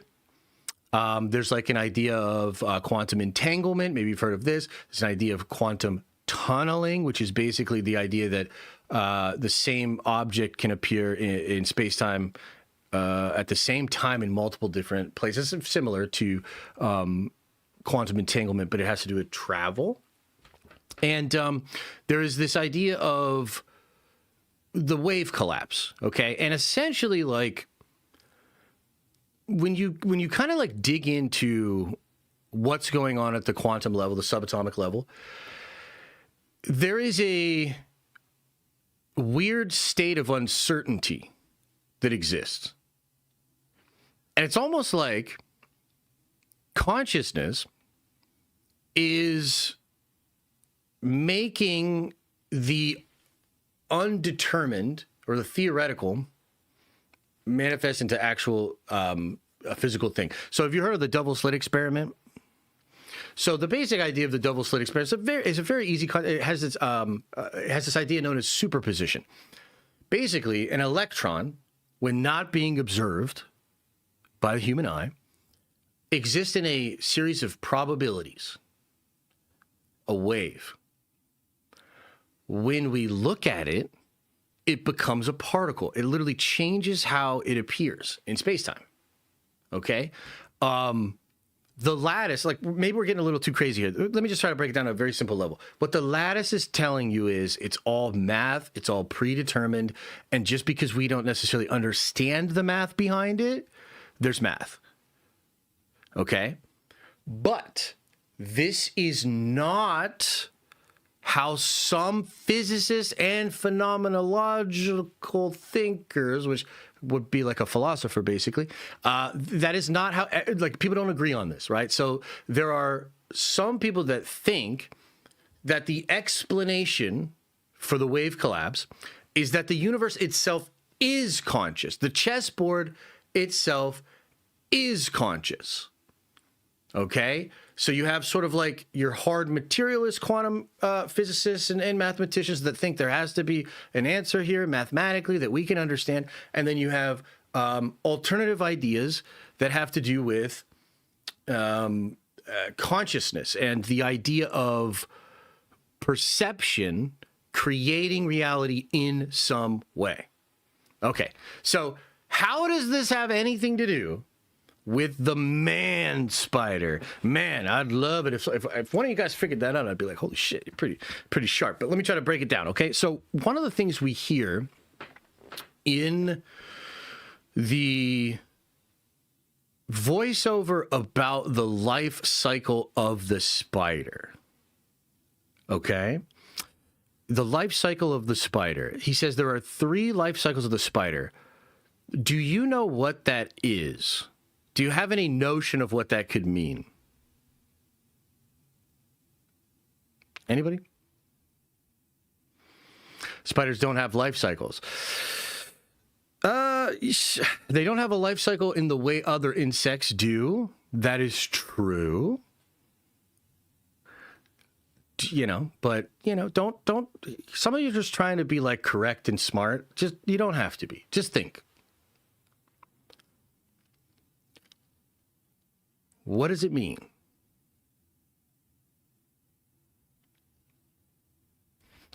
Let me try to break it down. I have some notes here. Let me go back to my notes, okay?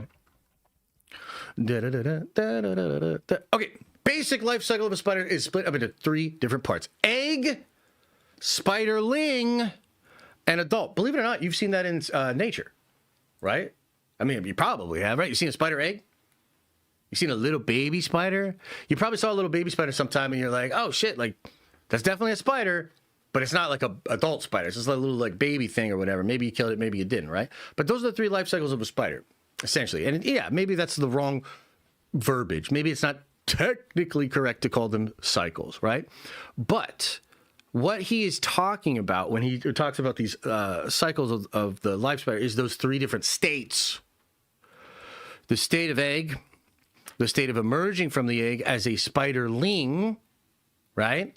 And then what's the last one? Adult spider, okay? Now, in the trailer, it says, in the state of transition,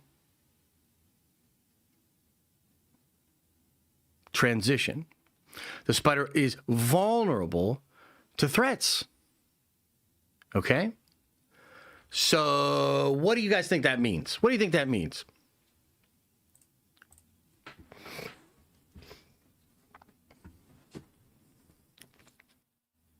Have you ever seen a baby spider, by the way? Didn't Tony call him the spiderling in the Civil War intro scene? I mean, it's all right there, really. He hit puberty. That's kind of a way of thinking about it, yes. So what this is a transition into adulthood. Okay? Now, how does this deal with quantum theory, quantum field theory?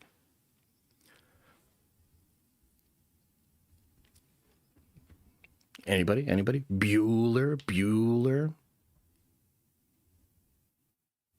Baby spiders are translucent? Yeah, some of them are, and they look pretty weird, huh? Yeah. Okay.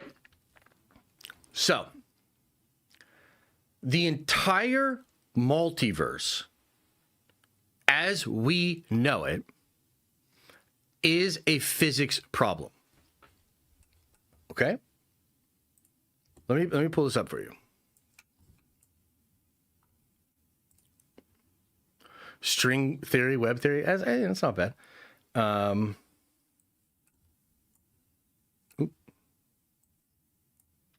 me show you something.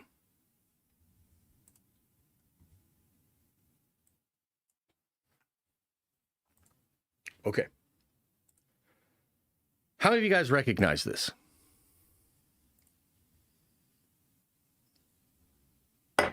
We're getting weird. You know me, I like to get weird.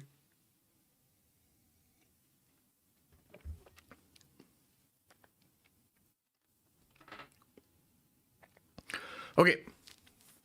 So, in Loki, season 1, at the end of the series, when we get into the Citadel at the end of time, there are formulas on the chalkboard. Now, this is actually concept art that I've pulled up. There's actual formulas on the real one as well, but this one in particular is pretty interesting when you look at the concept art, because this is a literal quantum matrix. That S at the top of the second panel is undeniably wave function. It's a S wave. They're looking at vectors, which a part of this has to do with potentially the event horizon of what even He Who Remains knew was possible. Remember, there's that moment where he reaches the event horizon and he doesn't know exactly what will happen after that.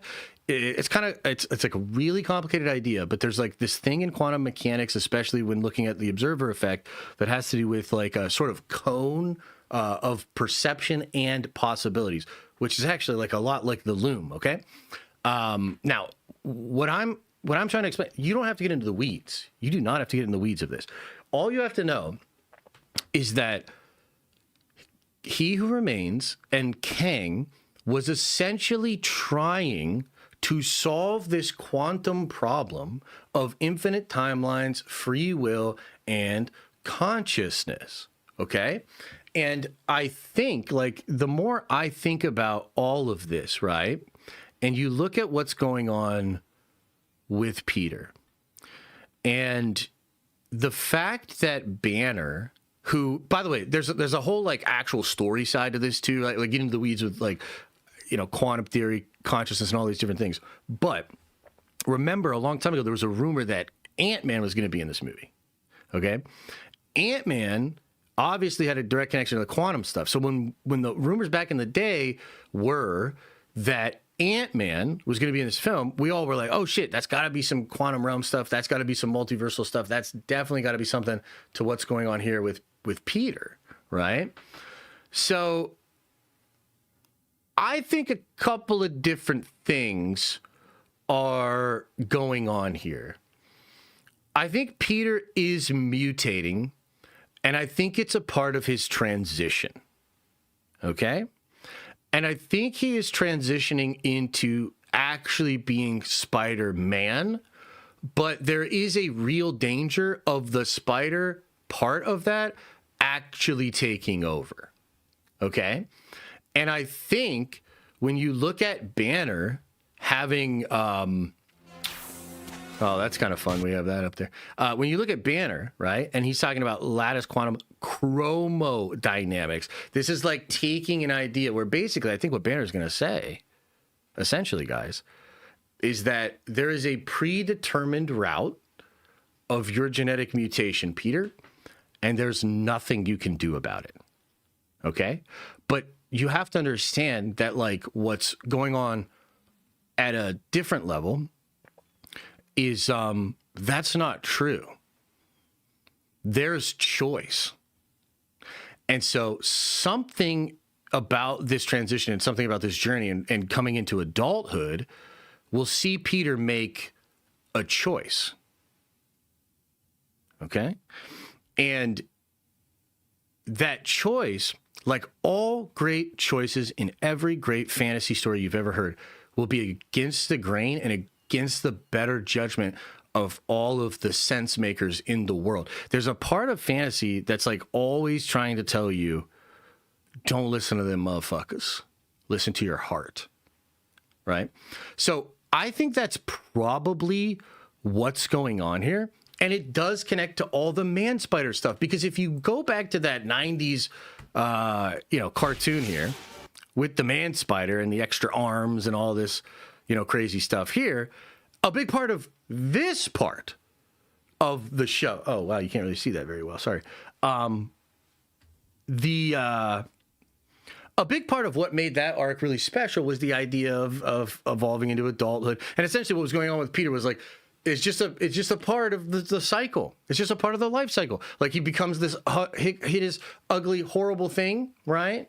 And then there's unity. There's a convergence, He'll actually become Spider-Man after this. Now, it also probably connects maybe to the other and maybe some other multiversal stuff and things of that nature. But I think that is kind of what is going on. And I get the sense that maybe there's something to do with the multiverse, right? This idea of destiny, this idea of predetermined events, this idea of the lattice, right?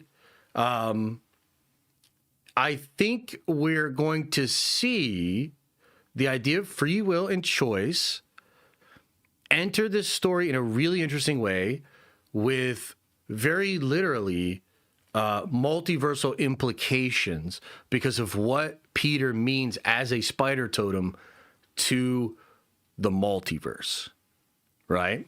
And also maybe via Jean Grey, as she is also connected to the wider happenings and goings on of the multiverse. She's also going through a change, coming into adulthood, and she also must make a choice of what that looks like, right? So I think that's actually what's being told, and that's actually like what's going on in here. And if you think about it, like all of that is way more, I think, so much better than like a lot of other theories that people have about, like, you know, what's going on here? Why would this even be happening? And in a sense, it really maps well to the 90s cartoon where, like, at the end of the day, this was just a natural thing that happened that Peter thought he was really afraid of, right? And he thought he'd be this monster forever or whatever, right? So, yeah, does that make sense? Does that make sense? That's a long fucking segment, dude. It's like hard to explain that shit. But like, yeah, do you understand what I'm saying? Rebirth equal Phoenix. Yeah. Yeah, man. And wouldn't it be interesting if Peter actually died and was literally reborn? Because that's what happens in the other. In the other story, Peter literally dies. And then he comes back to life with like really cool powers. They also visit the X-Men in that arc as well. Yes, they do. Yep. Yes, they do. Yeah. So at the end of the day, I think like a big thing that's going on with Marvel in sort of like the background is the idea that like magic and science are actually the same. And that what it really is human consciousness and the power of human consciousness. Yeah. Symbiote? I think, if anything, the symbiote is a background feature here. I don't think the symbiote's playing a big role in this movie. Yeah. The problem is choice. Ooh, this guy gets it. Yeah. No, that's you're getting it. Yeah. Mm-hmm. Which, like, you know what else I was thinking about? Like, dude, there's so much going on in this fucking crazy brain of mine. A lot of it, I don't even, it's not the right time to say it. But I'll say this, man. I was thinking about the scene when the Ancient One gives the Time Stone to Hulk. And I was like, yo, the only reason she did that is because she knew it already happened. Not right now, but like basically the universe was already being invaded by dark threats. The stones had already been removed. Right? Will we see the black suit Spider-Man in Secret Wars? God, I hope so, man. I love that suit. All right, let's see. I guess I missed some soupies. Let's go back. The Exodus says, I'll go further. Peter transformation is an allegory for mutants. Yes, transforming under stress, etc., and is setting the table for mutants in the MCU. Absolutely. There's a lot of things operating here all at once. It's like it's a really nice synergy. Logan says, could Spider-Man backstory be similar to Wanda? Something like he was already a mutant and the spider accelerated the process or changed his DNA from the future. Guys, it's so funny you bring that up. Do you remember the actual good ending episode of WandaVision? Not the actual finale, but the one before it. Do you remember when Wanda, in her own mind, visiting her own memories, sees the actual Scarlet Witch come through? Do you remember that?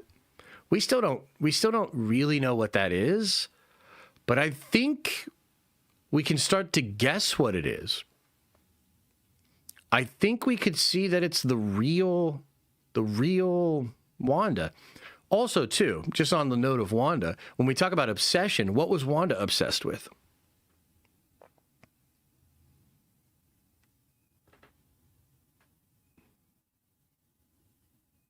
Did Wanda maybe have an obsession?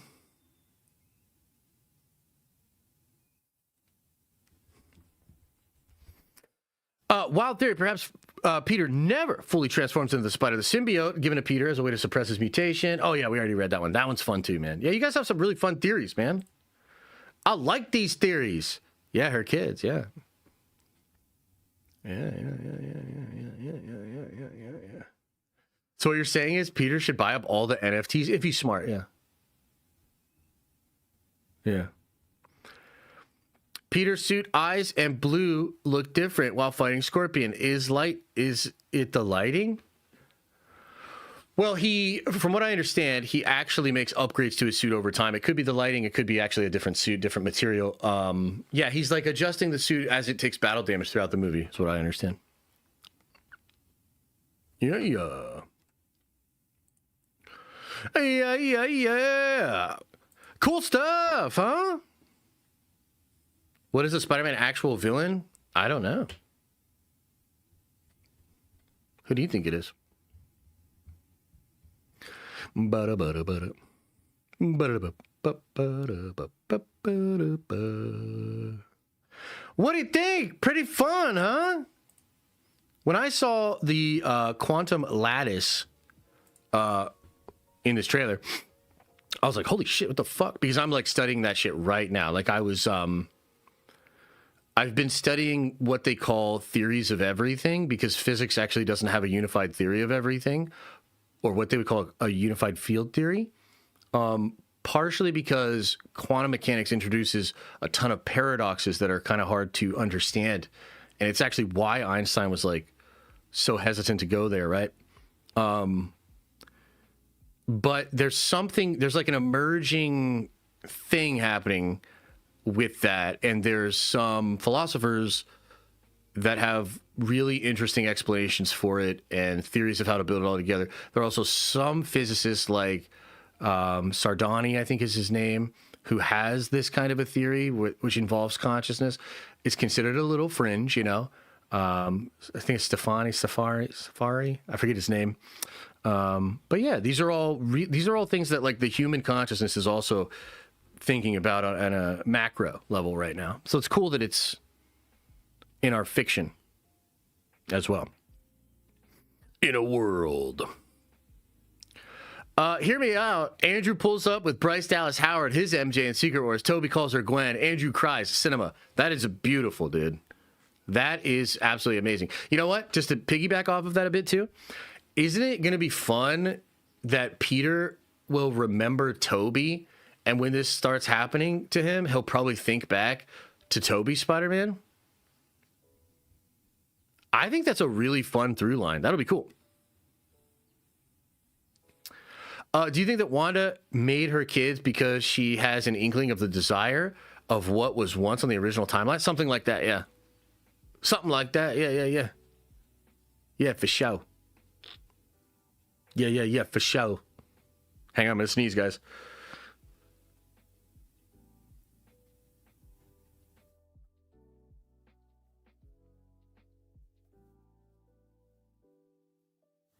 Hot damn! Wouldn't anyone that is an Avenger have access to the file stating that Peter Parker is Spider-Man? Yeah, probably. So the spell would probably manipulate how they viewed those files. This is actually a part of the Devil's Reign story. And I do wonder, I really do wonder if they'll ever explain this, because I believe there's a spell cast that gets everybody to forget Matt Murdock is Daredevil. And Kingpin actually has a file that's literally titled, like on the file, Daredevil's identity. And he literally pulls the file out, and it's blank to him. And this is what gets him to go get the children of the Purple Man and all that sort of stuff. So, like, they've played around with these things in Marvel before. So maybe, yeah. Did you watch the show with the Jimmy Show with Charlie Cox? No, I didn't. I will say this about Daredevil, though. Next week, the new season starts, and the reviews are very positive. People are very excited about this show. I'm going to give it a fair shot. I don't think I'm going to do watch parties, guys. I'm just going to keep my spirit clean. But we'll definitely talk about them. Maybe we'll make some videos covering Daredevil as well. But at the very least, we'll talk about it on stream. I want to check the show out. I want to believe that it'll be good. I just don't know.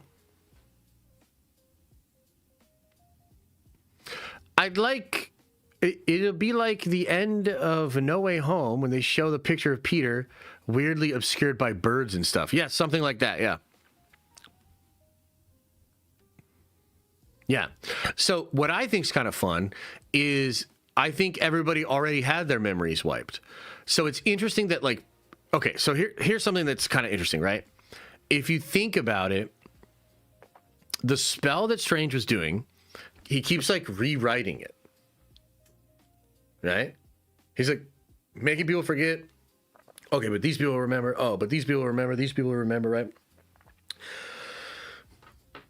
Isn't that kind of like already happening? Maybe that's the reason the spell failed, because technically there was either a spell or technology, essentially the same thing, that He Who Remains used to get everyone to forget the original timeline. So the original timeline was already changed. So it's interesting that like a new spell to change the fake memories, I wonder if that like knocked anything loose, so to speak, you know? Lattice looks similar to a web. Yeah, it'll probably be explained as the web of life and destiny and like quantum destiny, time, space, all that sort of stuff. Like, yeah, they'll probably tie some of the ideas of like the web of life and destiny, the totems, Madam Web, maybe even all that sort of stuff. They'll probably tie it to quantum theory and probability, free will, all these sort of things. Yeah.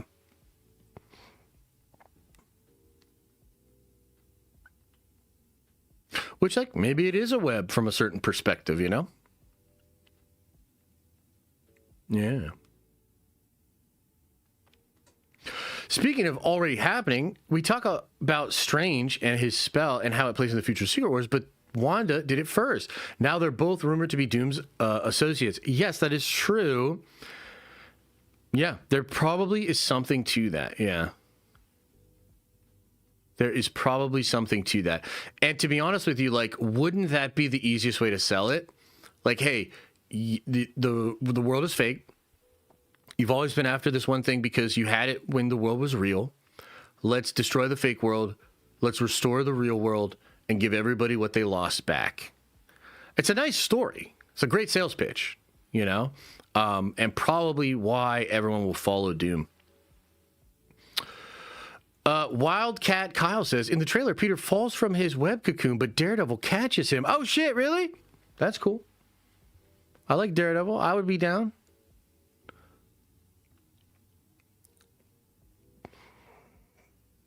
That would be cool. Wasn't Sadie as Jean very obvious as they didn't cast the old X-Men Jean in Doomsday? I don't know how to answer that. I mean, first of all, I think Famke probably is in that movie. I think it's obvious, but I also understand why others don't see it that way.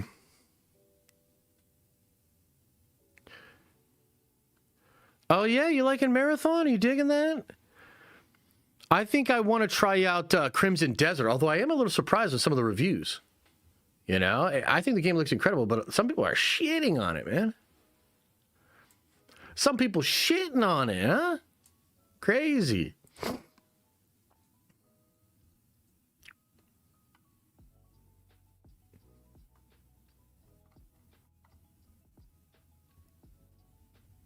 Hell yeah.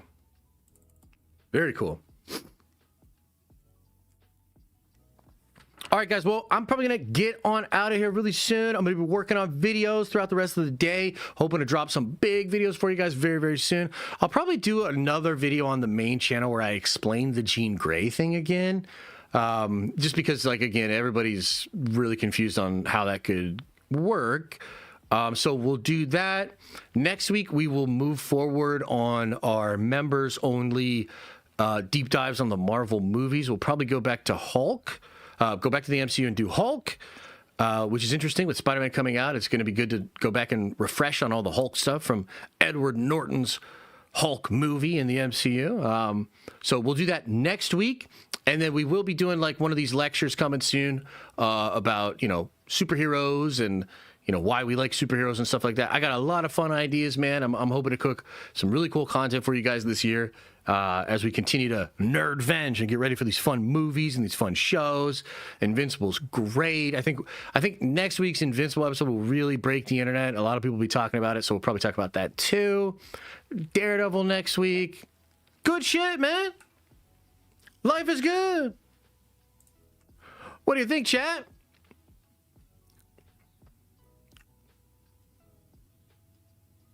I'm really excited for the lectures, bro. Oh, thanks. Yeah, no, I think they'll get pretty weird.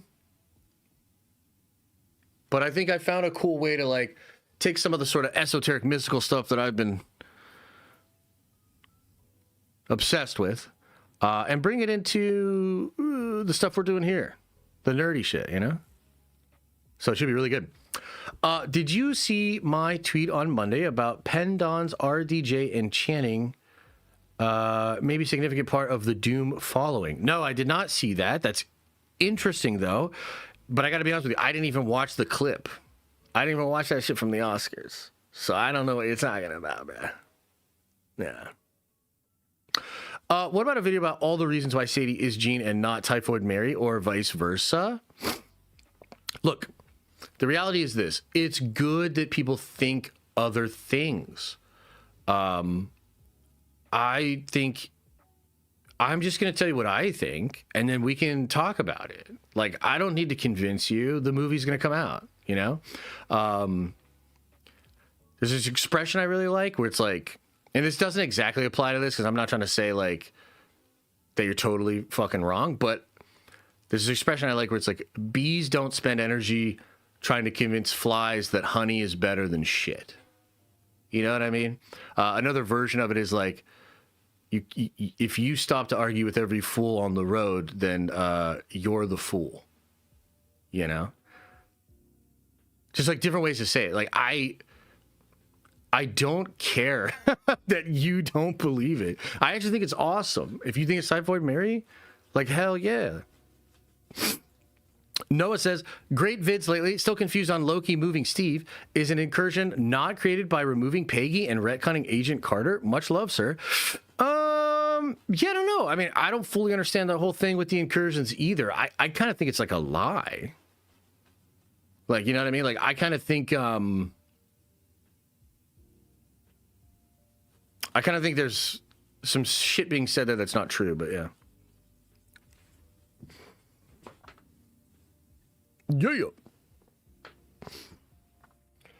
All right, everybody, much love. Appreciate you. Thank you for being here. It was a good one. Another good one, man. I like getting all sweaty and nerdy and breaking this shit down. Oh, hell yeah. I appreciate you guys. Thank you very, very much for the support this week, but just in general, the continued support. I hope everybody at MegaCon is having an incredible time. I'm going to continue to cook, man. I have a lot more nerd venging in me. This is shaping up to be a pretty good fucking year.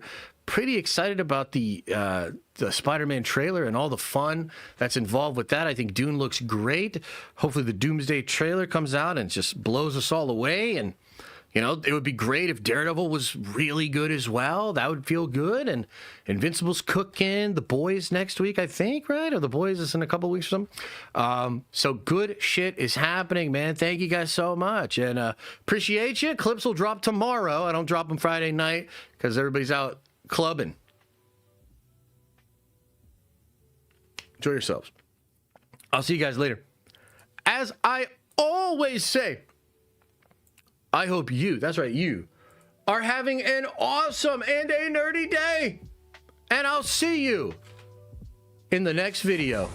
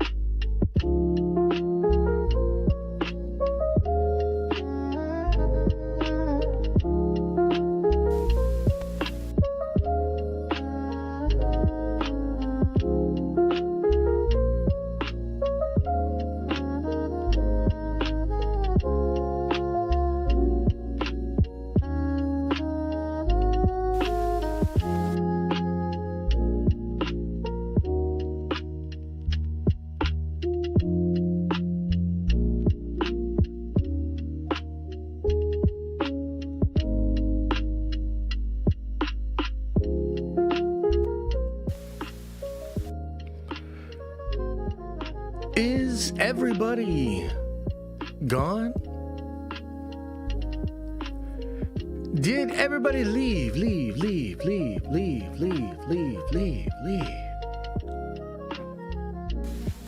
Oh man. Another happy landing. Appreciate you guys. Thank you so much.